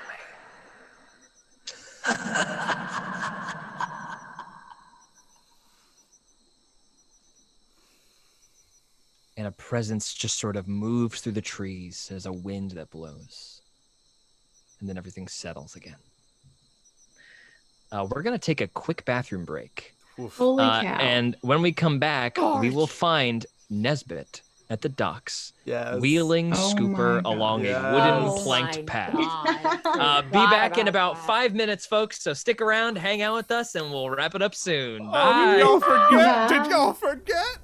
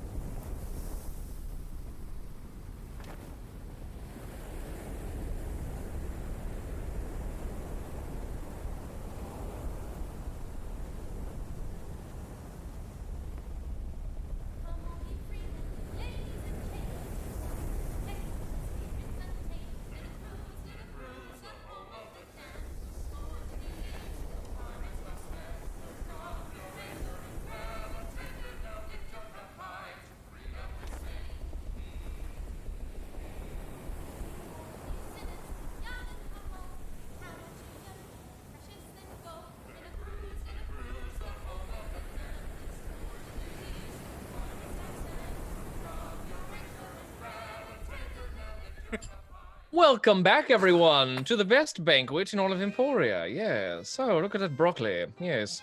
Welcome, everyone. If you have never seen this before, this is where we all sit around a table and eat our food. It's like a really fancy D&D mukbang, and we all just sort of eat delicious food. Everybody make sure to chew into your ASMR microphones. Hello, everybody. Welcome back. Thanks for hanging out with us through the break. Let's get back to the Dizzy Banquet. We've just had essentially a enchantment spell dispelled on one of our party members. In the woods, we have Zygo Coiltail and Zaza Checkle, who are shaking themselves free from this infernal spell that was sort of upon them. The Mayfly, the being of chaos that has been going essentially to each one of you individually and proposing a little bit of a deal to you all of whom, I believe, who has been offered a deal from this fella? 1, 2? Just 2 of you. Interesting. 2 young ladies. Both were refused pretty vehemently. And just now, with the assistance of Zygo's Dispel Magic, Zaza awakens from her enchantment, and the presence of the Mayfly is sent away. Zaza, there are maybe 20, 30 more of these creatures around these parts, and apparently something is supposed to happen tonight. That is all the information I could get before that man was killed. But I feel the rest of our group could be in danger. And Zaza's kind of like picking at her ears. And there's something kind of in the back of her mind where she's a little pissed, but she's trying to have a happy face and be like, come on, let's go back to the party. I have no desire to do that, to be completely honest with you. I have had nothing but bad experiences at this banquet. I did not want to come in the first place. Perhaps it would be better if I went back to the hotel and tried to gather some information there, and you go back and warn our friends. Can I do a persuasion check? So you can't persuade or intimidate each other. You can lie and deception check and insight each other. I'll allow that, but yeah, you guys are gonna have to make that call on your own, unfortunately. Shoot. You guys can have this little moment where you guys are kind of wrestling with that. But meanwhile, we transition to a shadowy dock. The wheelchair kind of trundles over these loose wooden slats in the dock. A couple of sailors off to the side are speaking. You see a little fire in a very small metallic can kind of on the ground. There's some raucous laughter from across the dock. No, not this one. No, keep going. Yes, keep going. There you are. You little beauty. You have wheeled Scooper in front of a very dingy little boat. It has a very tall mast for such a small boat, and a sail that is all dusty and kind of like cobwebbed down to the side. You see that this boat barely looks seaworthy. Barnacles absolutely coat its bottom, and just on the very tippity top, sort of like where a figurehead would be, but like this is a much smaller boat, so it's weird that this is here. Is sort of, oh, sorry. Whoops, gotta loop that bad boy. There we go. Is a figurehead of like a fat beetle. Think like a Hercules beetle. That's sort of just like a big rotund beetle. And he rubs a hand along the side of it, and he says, My baby. and he lifts himself out of his wheelchair, very unsettled, but gets to his feet, pushes a little button on the wheelchair, and a little cane pops out. He catches it, and he just sort of Yoda walks along the dock, where it's just like really inefficient, and maybe it would have just been better if Nesbit had just rolled him, but Nesbit, you follow along behind him, and he just, it's a pretty far way out to this jetty that you're walking along. That's my boat that I amassed my fortune upon. The scuttle. Oh, how I missed it. Come take a look. He gets down into the boat. Sits down. You see a little bit more virile energy as soon as he climbs aboard the boat. He just stands up immediately straighter. That's better. Very nice. Oh, yes. He throws the cane in the water. Ploosh. He struts along the deck, kind of all the way up. And then he just grabs a rope, pulls, and the giant sail just rises. And you see like an outline of a raccoon's face. And he's like, It's my face. I had someone do it. Brand recognition is very important, especially when you're an explorer trying to make a name for yourself. So, what did you do What did I do? aboard Well- this ship? Aboard this ship, I would sail from island to island and journey to a fair amount of unknown caveries and what have you. And sure enough, with all of the pirates that have been sailing around these coasts for hundreds and hundreds of years, I would stumble upon their wrecks and I would pillage them. And then, look there. and he points over the hills of the the town, over the rooftops, and you see like the glowing lights of Dizzy Mansion in the back. They waste it on that. Stupid monstrosity can't even go anywhere. I wished to build a larger boat for myself, but the scuttle has proven itself the only boat for me. He gets into like sort of like a seat that looks off the back of it, and he breathes out. Thank you for bringing me here. Yes. Can I ask you something? Hmm. Do you think I, fit in well enough with the people at the party? Oh no, you stick out like a sore thumb. You're very bad at it. Who else would come over to me? The whole thing, him saying that has not been a true criticism. It's been a joke, and he thunks you in the shoulder, and he hands you a fishing rod. Here. Ah, yes. And he casts one as well. Nesbitt has like mostly river fished with his bare hands, so I think this is Throw it out. Throw it out. all right. Nesbitt does. So,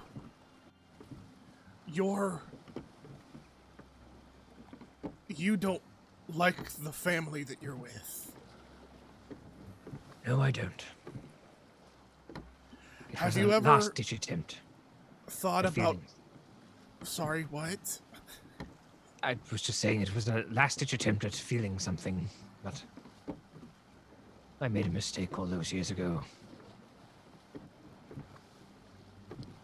Did you sail on this ship alone, or with a different family? Oh no, alone. Alone.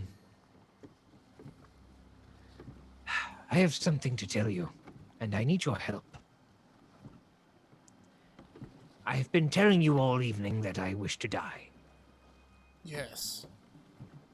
I know you may think that the ramblings of an old man, but it isn't. I suppose we should get this out of the way. Does magic frighten you? Does sorcery scare you? Does it cause you to shake in your boots, the things you don't understand? No. Good. Well, a long time ago, I, too unafraid, sought knowledge. And I found something. Come, I'll show you. And he gets up from his chair. You guys leave the fire, the fishing rods, kind of like in these little poles. He clambers up and goes along to a door that is set into like a bottom cabin where you like would assume like maybe a small bunk is. And he pushes it open, and there's just darkness in front of you. And he says, "I know it's it was designed to be extremely frightening. I mean you no harm, and if you do not wish to enter, and I completely understand, and I shall be on my way. But, if you would trust me, I suppose, is what I'm asking.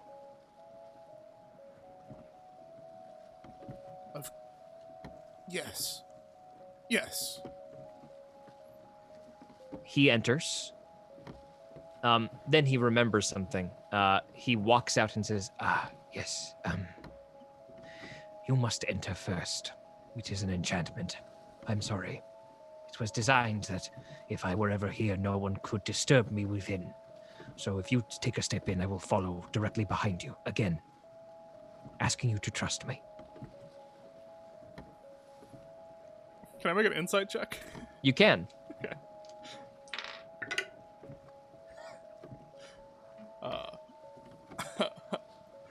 Nope. 5. Seems pretty genuine. Yeah. That's about right. All right.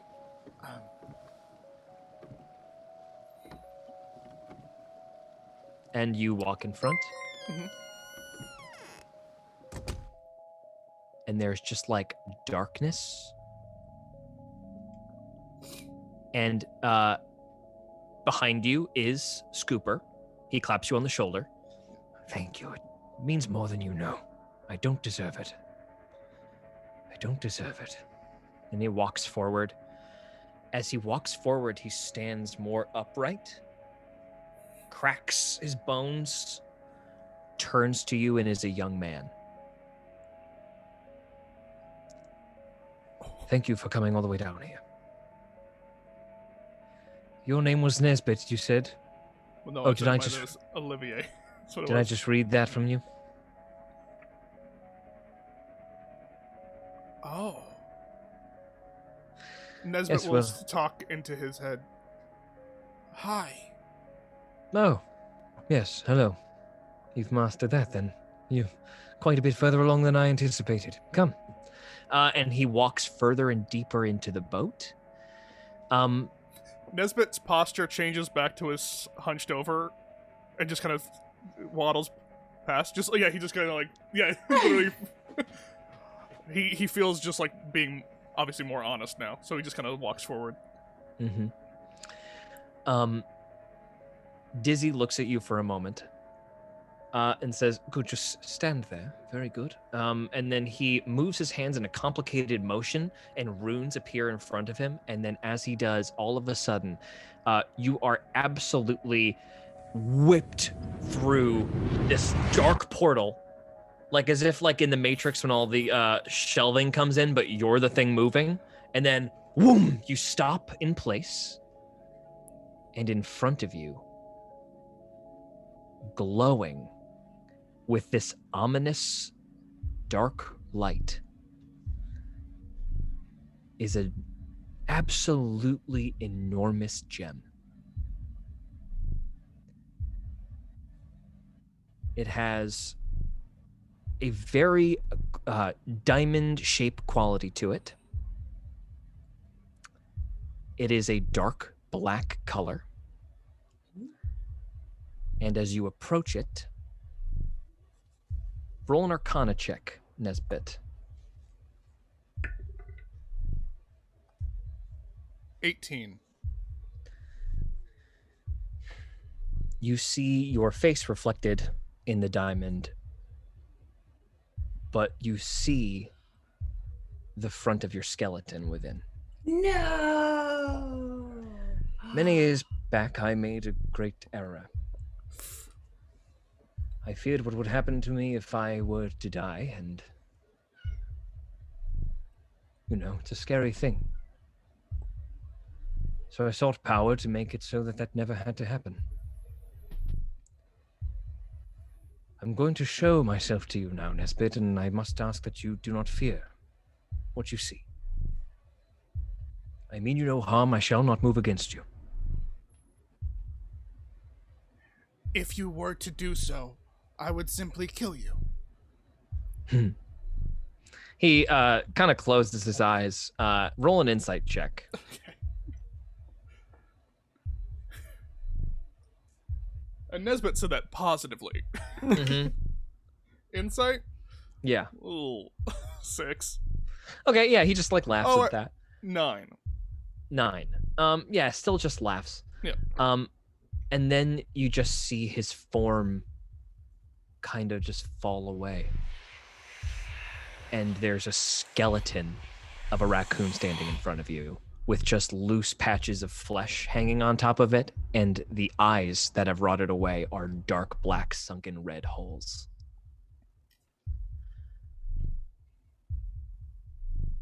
This is what I look like. This is now in your head, because the body is incapable of speaking. Long ago, I built a fail-safe into this when I thought perhaps I'd had enough.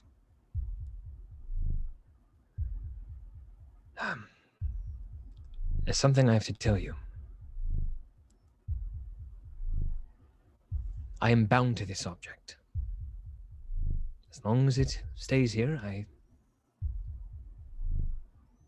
simply will live on and on and on. He sees you reach out towards it. He says, "Do not touch it." Long time ago, I realize I had. Yeah. Oh. You start to feel like a calmness around it as he sort of waves his hand, and the glowing nature of the diamond subdues. And he looks at you very intently with these big red eyes, and in your head you hear, I wonder if I could leave it to you to send me on my way.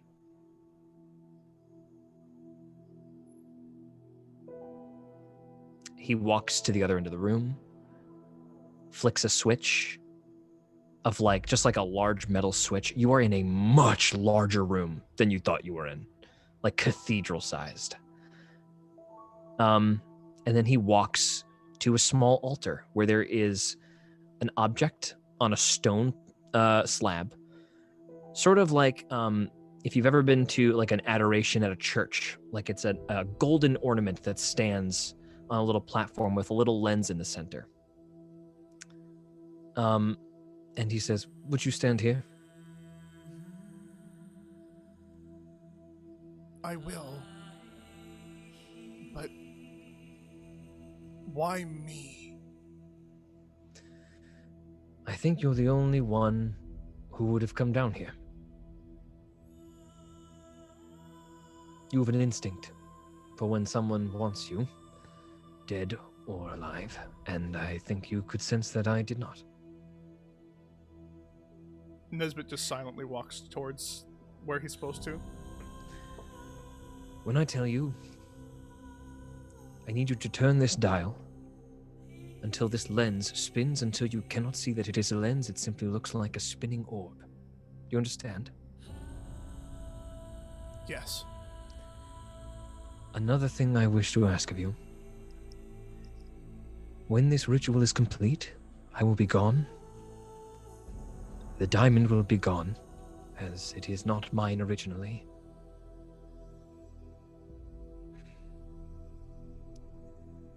And I will finally move on. Tell no one of what happens here, and you can keep the boat. Deal?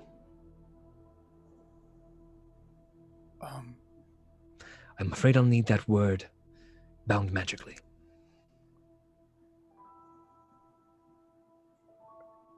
If your boat was so well known, wouldn't I draw attention, as you said? Simply replace the sail. Brand recognition is everything. Laughs to himself with his last joke. Go on then. Nesbit just holds out his hand. You're in pain? More than you know. I do not even breathe anymore. as he grabs his hand. This is not the first time I've put a creature down who was in pain. It is an act of kindness. Did they thank you?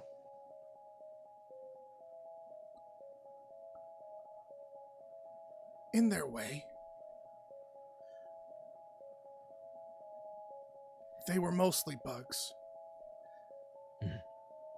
I've only then let me recently been be- able to talk with them.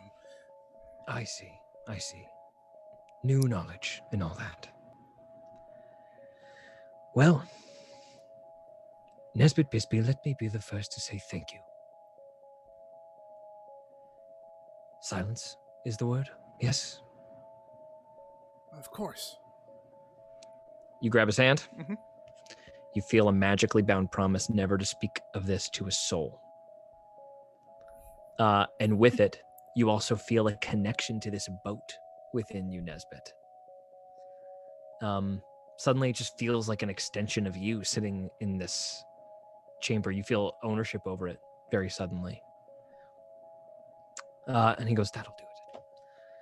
He goes and stands under the diamond and says, when I say,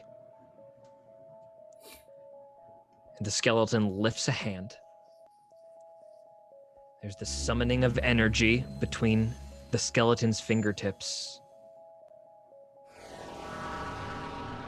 And then a beam of white light extends from his palm and refracts in the lens. And he looks to you, Nesbit. Now, I do it. roll an Arcana check.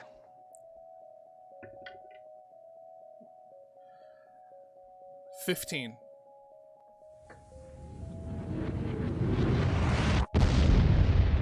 There is a flash bang as soon as the lens reaches its velocity, you're just forced to close your eyes. It's so bright. And there's a dissolving, a screaming is heard sort of on the wind in the middle of all of this radiant, vibrating energy.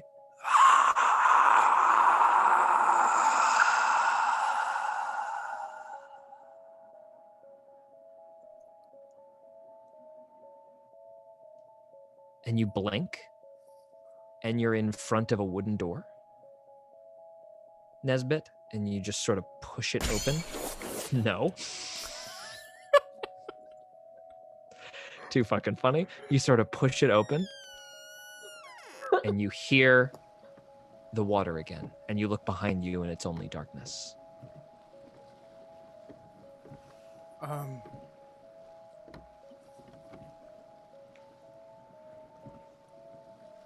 just kind of look up.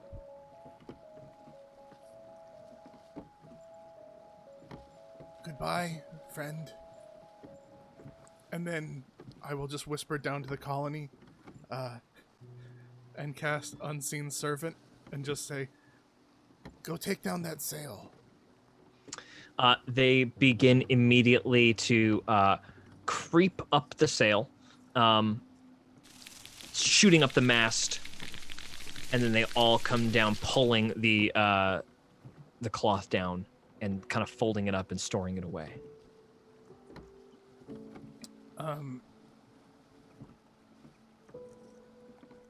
Is there a name? Is the scuttle written somewhere, or like carved? It is not. There's just the figurehead on the front.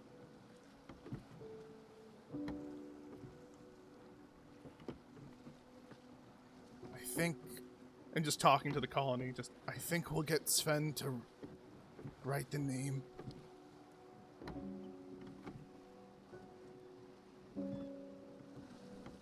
This has been a weird night. And on that, transitioning over. What the fuck? Oh my god. happened? Oh my god. Ew. Back over to Jesus. Kano. What a total Oh my shift. god. Wow. Is it to me or is it to Joey now? Joey's about to introduce. Don't worry. Okay. I did want to say a couple of words to what's his name before we enter. No worries. Yeah, we'll cut back to around that as well. Right. Preston comes up to you and says, "Have you seen my father anyway?" Comes up to me. Yes. Kano looks around and says, "No, I haven't." You didn't see him roll anywhere? No? No, I'm not quite sure. Where did that old fool got off to? And he walks around the party looking around. Meanwhile, you see Joey emerge from the gate at the bottom right side of this map here. Joey, what do you say to this Komodo dragon fella as you walk in? Can we just stop for like 2 seconds? I just would love to ask you a couple of questions because we're best friends. Of course. What is it you wish to know? Well, I was just wondering what you were doing upstairs and Yes. what you Well, have in your pocket. I'm not As a supposed to friend. tell you about it.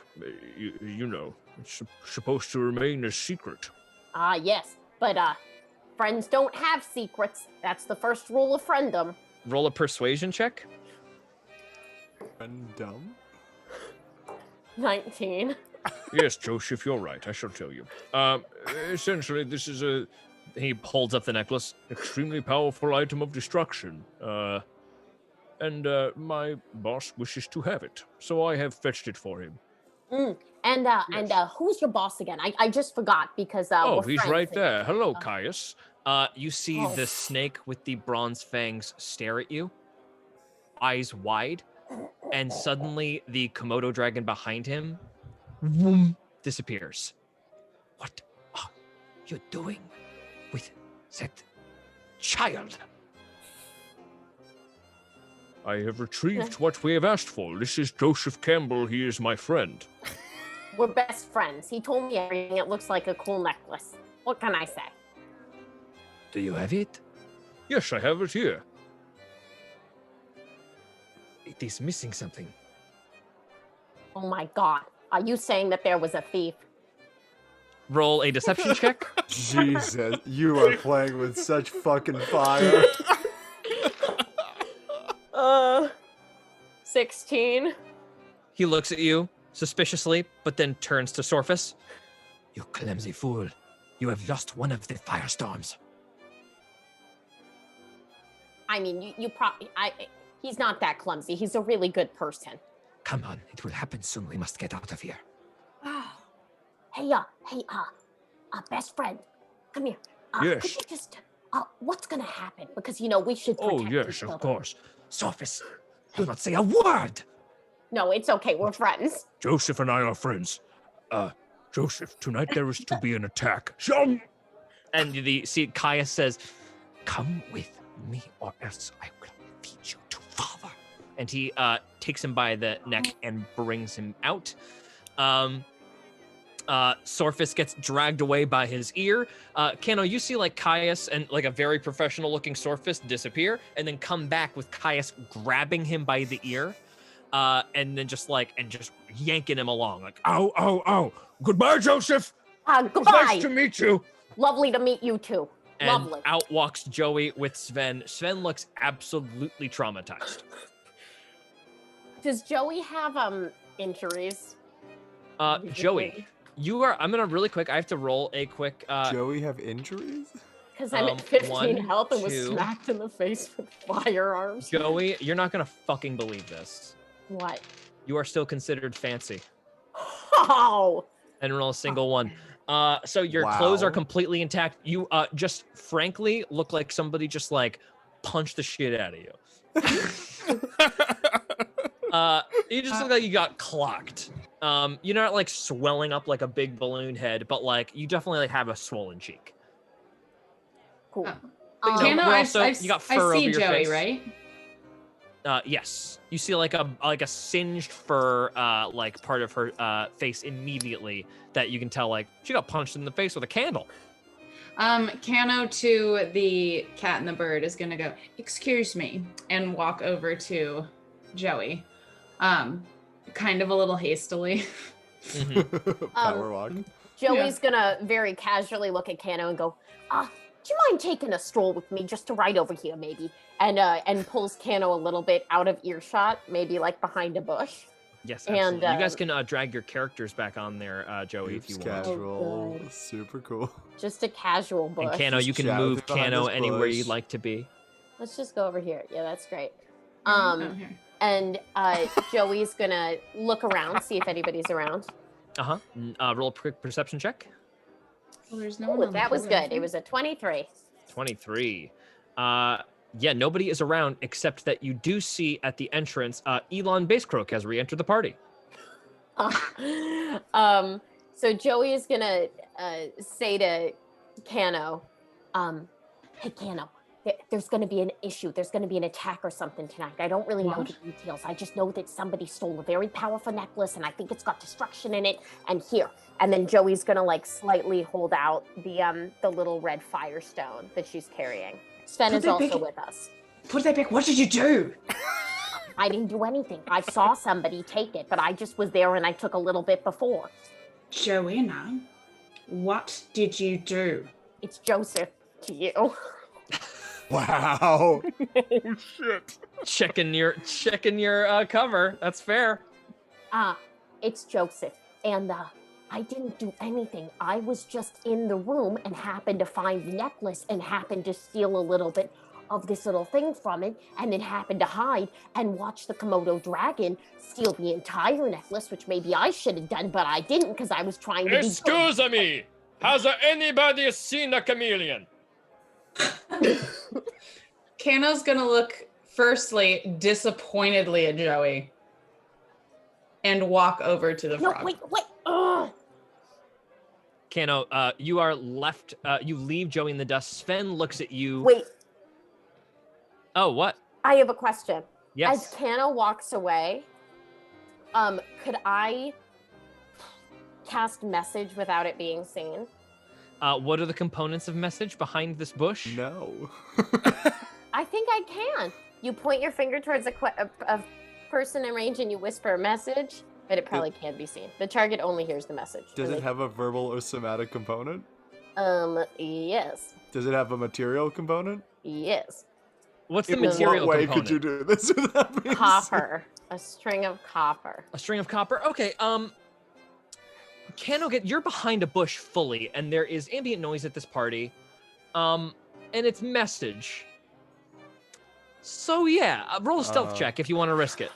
That is Okay. a lenient DM. That's a good DM right roll there. roll a Gary. stealth check. I'm not guaranteeing it. It wasn't super high. It was a 15. Let me see. That plus 10 doesn't Okay. matter. Oh no. I had a thing to risk. You could also Okay. just speak loudly. Or run up and Or whisper. Kano, over to what do me. you say to Kano? This is gonna go so badly. And Joey goes, "There's going to be an attack. We have to leave." That gets magically cast. Suddenly, out from the bushes over on the left side of the map here, clamber out Zygo and Zaza over here. You guys can go ahead and place your icons on the left side there. Oh, I did not want to come back to this banquet. Oh, excuse me. Yes, you are not back. Zaza, are you back? I'm definitely back. Okay, Zaza ends up walking back. Yeah, so you guys, I forgot that we had to have that discussion, but I think Yeah. your disagreement's pretty stark there. So Zaza There's walks just about back to the nothing party. Zaza can say to convince Zygo to come back to this party. Zaza comes back to the party. Zaza, you get out of the tree line just in time to hear Ramilda Dizzy. Everyone, everybody gather around. It is time for a very special point in the evening where Mr. Basecroak will regale us all with his famous Skellig Sonata.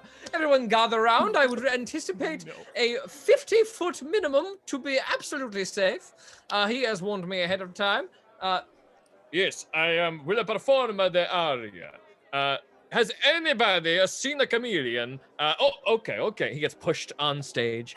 The music slowly amps down as the band stops, and so does the crowd. And his aria is all in Skellig, so it's all like this very low throat singing.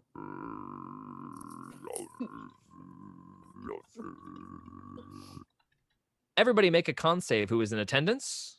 Have fun, Uh, motherfucker. Oh no. You're by me, you guys, so you get to add +3. I'm assuming we're all together Thank for you. this.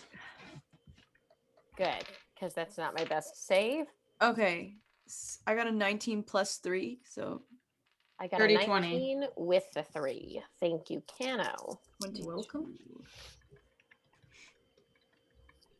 While everybody's watching this opera, I would like to pull Joey, Sven, and Zaza like towards the back so we can have like a non-overheard discussion. Amazing. At the pinnacle note of Bass Croak's aria,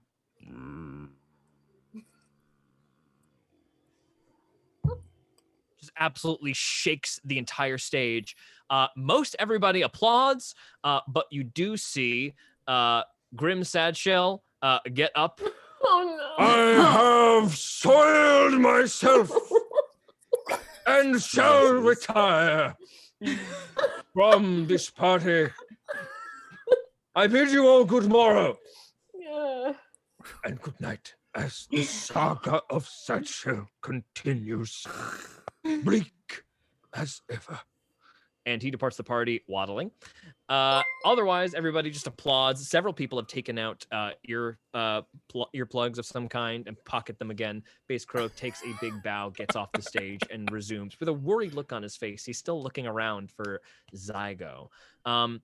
While we do that, really quick, as the music kicks back on at the party, Zygo, where are you? Zygo's probably headed along the beach back towards the hotel. Got it. Yeah, so you're back over towards the beach, absolutely.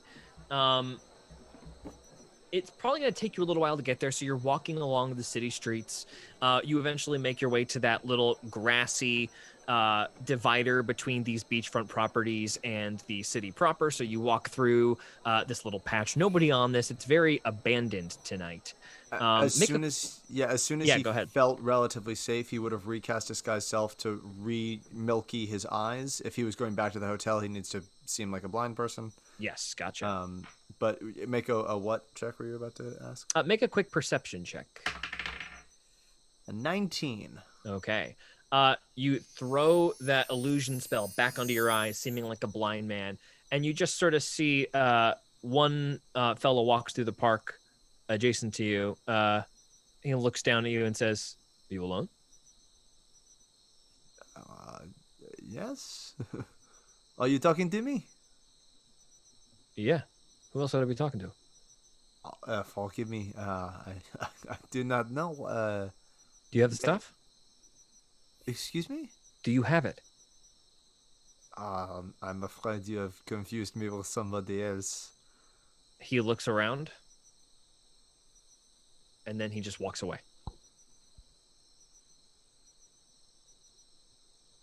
Oh, I want to fucking tail him. But I also want to change. You just clean yourself in a creek, so... You're Yeah. still fancy. Yeah. Fuck it. Zygo's gonna try and follow this guy at a distance. Okay, here we go. It's Make like a in survival Bridget. check. Dangled the carrot. Make a Dangle the stealth. carrot, George. Also, make a stealth check. The survival check was just the survival check was a 10. Mm-hmm. The stealth check is a fucking 10 as well. Oh man. Okay. So you walk kind of far, down the actually towards your hotel further. But you hang back at a distance, and eventually you get a little far away from this guy. He starts whistling. You see that he appears to be a scalic fella, probably some kind of horned lizard, very similar to the Byron kind of lizard. And he just starts whistling. Do you speak avian? I do not. Okay, you do not understand what's said. But he And- speaks avian. There is another response.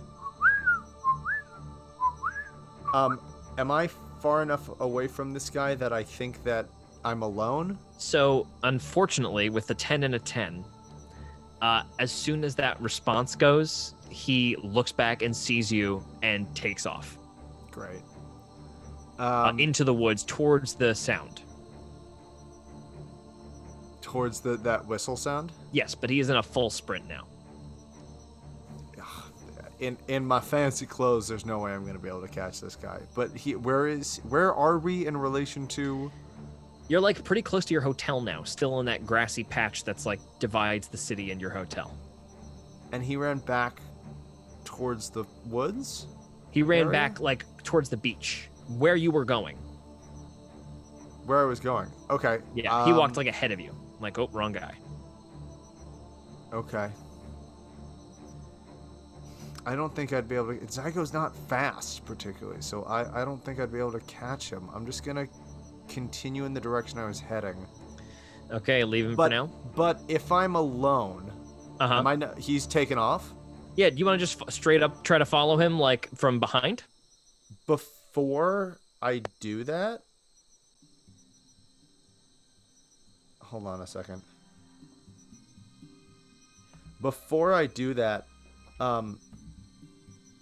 if I am I alone? Can I make sure I'm alone? Is anyone looking at me? You are very alone. Cool. Zygo is going to just try and form that whistle sound with his mouth, and as he does, starlight around him just shines a little brighter as he casts Comprehend Languages. Okay. Medicine this way. Medicine this way?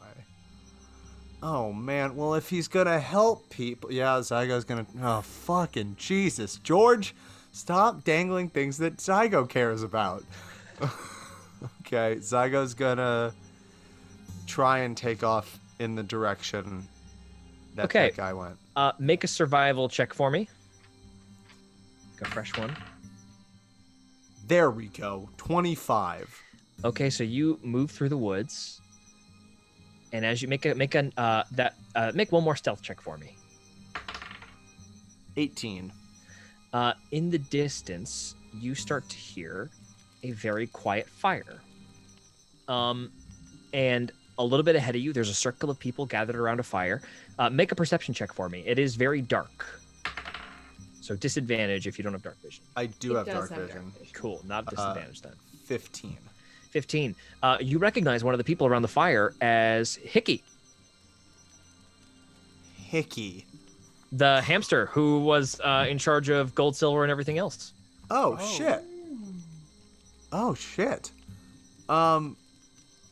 Can I try and get close enough to listen to what's happening? Yeah, with a 15 perception check, you hear him kind of like talking to the guy who's just like come forward. You see him surrounded by a couple of people, one of which is an avian eagle who is sort of sitting like right next to him and is holding a crate full of liquids, just like potioned out liquids.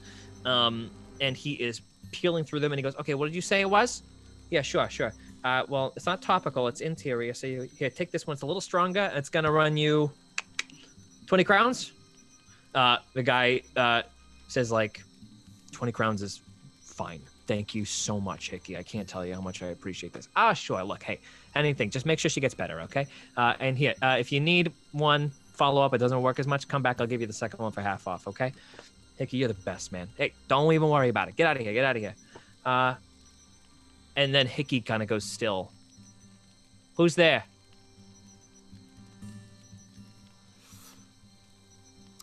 Yeah, Zygo will walk out into the circle.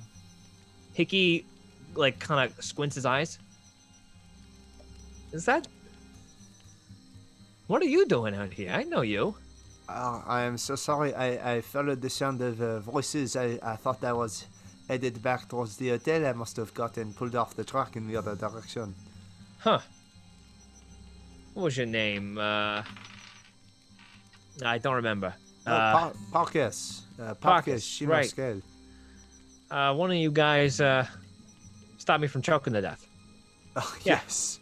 Yeah. Yes, that was a friend of mine, yes. That's a really rough day. Well, hi. Are you... sorry, I don't have anything for your eyes. I don't think I No, got anything that is strong. alright. That is alright. Then why are you this here? Is this what you are using? What my friend gave to you? This is what you are using that for? Well, yeah. I mean, look, it's hard to. Bottom line is when everybody said that we couldn't study magic all those years ago, it didn't really affect me, but it affected, my parents and their friends and etc. And basically, since I mean, you know this, once magic stopped, all medical research stopped. And we just got sort of left with zero knowledge after having everything solved for us for so long. So people have been turned into some stuff that they probably shouldn't be turning to in the absence of a better solution. This. And we're trying to replicate as much of this as we can, but, gotta keep it small so nobody gets wind of it. That's horrible. Yeah. You provide for all of these people? Anybody who I trust, which I guess you are now forcibly added to that list, pal. Congratulations. Zygo, Oh, sorry. This is Nancy. Nancy puts her hand forward. I know a Nancy as well. That is so funny. Who? A friend of mine. Oh. Hey, honey. She's got the same name as you. That's hilarious. Jeez, all right. Sorry. We've been out here for a while. That is all right. Zygo's gonna open his bag. He has 2 potions of healing, and he's gonna give them to Hickey? To Hickey. What do you want for this? Nothing. That is all right. Make a persuasion check with advantage. Thank God for that advantage, man. 16. I'll tell you what. This is just like a smaller part of my operation up here. I don't travel with a lot. You came in with a bunch of friends, right? Do you trust them? With my life? Still, try to keep this between you and me. I'm going to give you an address. If you ever need anything, liquidified, so to speak, you come to me. Okay? That healing potion stuff that you gave me was potent stuff. Real good. Made a big batch from it. I had to dilute it a little bit. But we've got other stuff, too, I think you might be interested in. I'll give you a fair price, all right? All right. Sure. Will he take the 2 potions I'm giving him? He takes the 2 potions, puts them in the thing. You see an address for a like an underground potion store called Everything Else. Okay. And he like, so if you don't need anything, that was our last for the night, so we're gonna head out. Yeah, right? Yes. Forgive me. It is difficult for me to do much with just a sheet of paper. Oh, right. He leans forward and sort of whispers the address to you. He just says, like, go to Gold, Silver, Everything Else. Walk around the back. And just... there'll be a door there wasn't there before now that you've seen the name. Everything Else. Okay? Understood. Thank you. He takes the card back, eats it. All right. We'll see you around. Come on, Nancy. And they both head off into the woods. Nancy's Nancy, the horned lizard. Nancy's the eagle. Oh, the eagle. It's his wife, apparently. She gives you like a curt nod. Clearly has been out here for a long time and is very tense at having had this little bump in the road because this is a punishable by death offense. And they walk up into the woods. Going, I'll say one more thing. There might be some sort of danger happening tonight. I do not know much, but just get inside as soon as possible. Yes. And he goes. Then he comes back. And he goes, He hands you a little vial. And he goes, if it's that bad, there you go. And he walks away. Thank you. It's a very small little potion vial filled with like a thick silvery liquid. Cool. Okay. Zygo returns to the resort after leaving everything else behind. What do you do when you get back, Zygo? Is the casino going? Do I see anyone who's... Yeah, the casino's going. Absolutely. You walk into the hotel. It is popping. Below, there are the sounds of like games and games of chance and card games in the background. So no electronic-y sounds, but lots of conversation and cards and chips. And you see Ren Rong behind the counter looking a little bit draggled, but still keeps her decorum. Oh, hello there, Mr. Parkus. Good to see you again. Oh, thank you. Have you coming for a game of chance? Perhaps. None of my party have been back here tonight, have they? No, I've not seen anyone else, no. I see. I will retire to my room for just a moment, and then perhaps I will be back out, yes. Very good. And you head off into your room. Zygo's going to take a shower. Shower time. Shower Big is ol' complete. shower. And then, yeah, he'll head to the casino. Why And he's not? back, and he goes down to the casino. We will come back to Zygo in Like the a casino. Sims-style shower. Nesbit, what do you do? Once the sail is down, Yes. I'll just look around. Can I go up to like a dock worker or something? Yeah. Very quickly, and say, "Hi, hi. I own a boat, and I wanted to. A boat! A boat! Another sailor comes up. Sorry, you don't want to talk to him. That's Willie. He's seen some horrible stuff, and yeah, you can't come up behind him like that. Come here. I'm What so It's okay. sorry." Willie jumps in the water. He is an otter, so it's not a huge problem. But then he just pops up a little ways away. Where's the boat? And the sailor kind of looks after him like he got shipwrecked at sea, got left on the island for a very, very long time. Now he's always looking for the boat. It's a long story. I understand. Yeah. What can I help you with? I have recently come into possession of this boat, and I wanted to make sure that it stays not touched. And I believe that, and Nesbitt has kind of reverted back to his standing up position,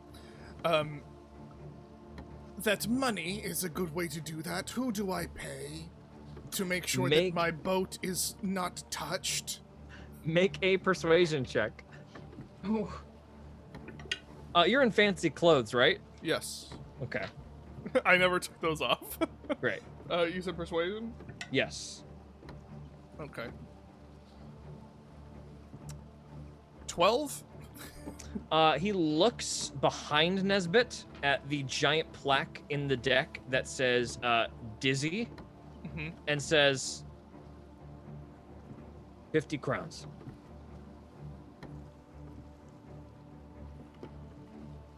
That sounds fair. And then Nesbit will give over 50 crowns. Great, you're all good. We'll keep it safe for you. Can I make a insight check? Yep. Okay. There we go. Insight. 17. He pockets your money and waits for you to leave.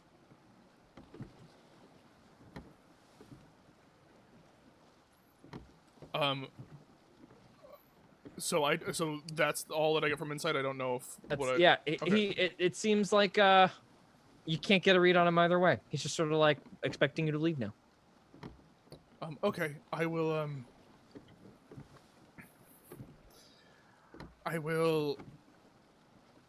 right. walk away, Okay. and once I'm out of sight, can I make a stealth check and just watch? Yeah. So I walk away and I make a stealth check. 24. He nat 20s his stealth check and waves to you from around the corner. Bye. Or his perception check. Okay. That is... Nesbit, you probably Damn it, like that's... determined, probably like walk a little ways away and then run back to try to catch him. Well, yeah, because the whole him having the name on his boat, I thought that it was like a good transaction, that it was fine. That's why I said I was like looking for things. Yeah. But okay. So it really is as hard as I thought it was going to be to have a boat. When you that's run not mine. away and when you run away and run back, that guy is totally gone.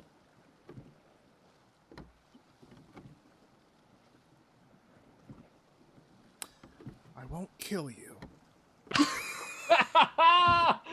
Oh my god. Has the boat been touched? No, the boat's totally fine. That guy just took 50 crowns from you. That's clearly like a dizzy spot now. That kind of makes sense.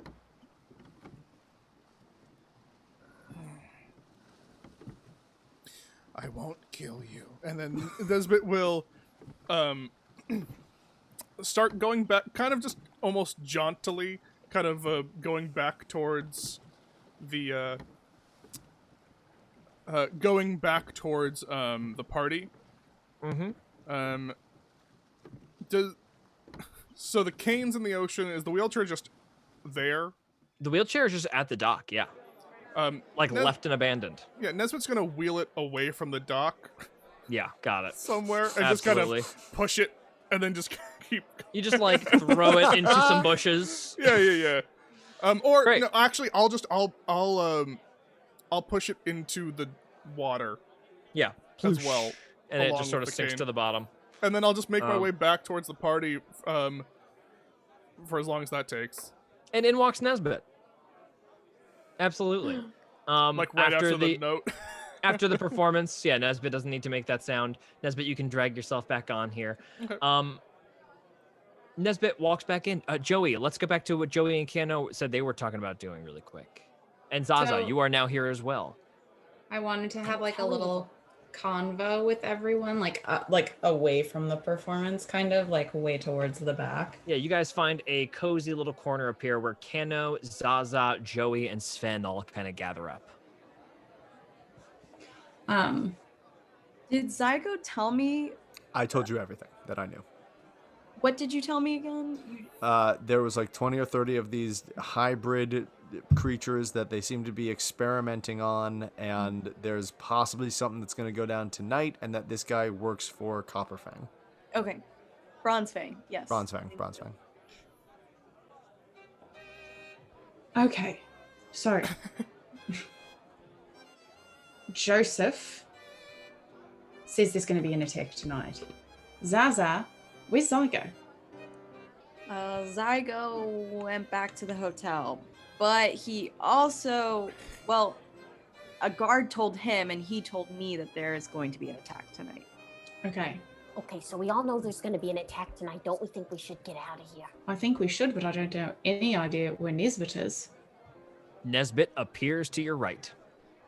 Okay. I think what we should Nesbit, do... You see them, and Preston immediately walks up to you. Hello, sir. Welcome to the... Oh, you were already here.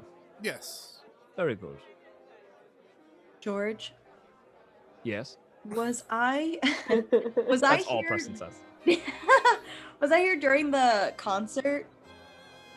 You were here during the concert, yes. So then, can it be safe to say I kind of put two and two together after I saw the turtle walk away when he pooped himself?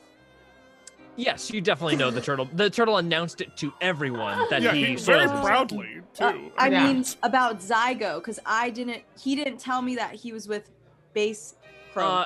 He definitely pooped his pants, and then that turtle said he shat himself. So yes, it is absolutely safe to assume that's And also would have Base put Croak that has been together. They still saying- came in asking Base about Croak a is like, chameleon. where's the chameleon? And I can hear him? Okay. Yeah. Okay. Has anybody seen the chameleon? Okay. Oh no. Um, I think think we something should- very bad. I think we should... Elon is sweating at the table like, oh my god, he was blind, and I sent him into the woods by himself. Yeah. Oh my God. I think we should thank our host and leave. Can I ask you a quick question? Did that Komodo dragon guy look familiar to you? Because there's something about his father. I don't really know. Well, I Komodo met both of them. He didn't talk though at the table. And he didn't look familiar. Nothing. George, did he look familiar to me? Who? The The Komodo. Komodo. The Komodo dragon was the same Komodo dragon that was being dragged by Caius, but like you didn't like recognize that guy. Okay. Do I know him from before? No, I don't. Okay, well, they now have this powerful necklace too, and I don't know what that has to do with the attack, but I do think we should go. I agree. Where is Zygo? Zygo. He pooped went. himself. Parkus. Where's Tell Parkus? everyone. Joey Immediately. bursts out laughing. Immediately with almost no prompting. No, And honestly, then with no leans prompting. down. Sven Leans is down kind to of Sven. confused, like, Psycho pooped himself. Parkus. His pants. Parkus. Parkus pooped himself. I found Parkus in the woods. Parkus was very embarrassed, so Parkus went home. And Well, then I am Oh, he going to gives go Sven a high find five. Parkus. And Nesbit just kind of starts walking towards the door. and right as you are walking towards the door, everybody please Oh. make a wisdom save. Okay, you guys are by me. So Oh, that's thank good. you. so +3, Yes. so 19. 19, Mhm. success. Yay. 22. Success. Is it this damn 18. mayfly? 18, success. 18. Sven, nat 20s, success. Of course he So- does, little god boy. Everybody else at this party freezes in place. Oh. I think Nesbit sees that, and then I think says, "Run!" And then Nesbit just starts running out. Oh, From underneath the ground explode behemoth monsters of epic proportion. What the fuck? Why? Both of them simultaneously scream to the sky.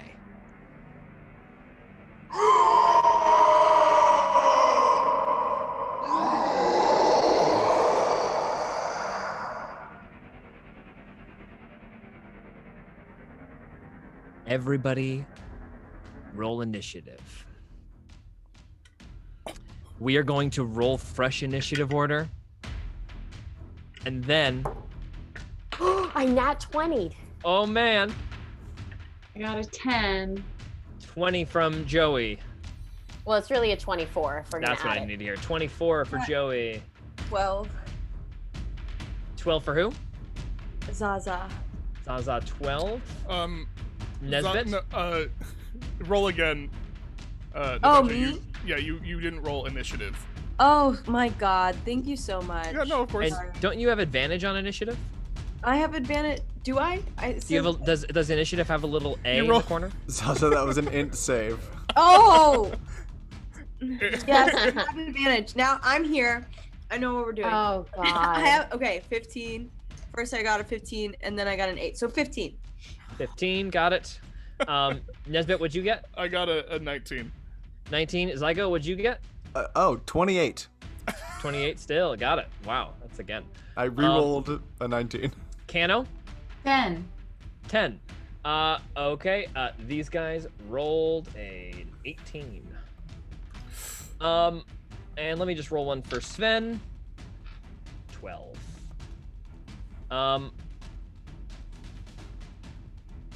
And folks, that Ugh. you can leave the roll 20 behind is where we are going to end tonight.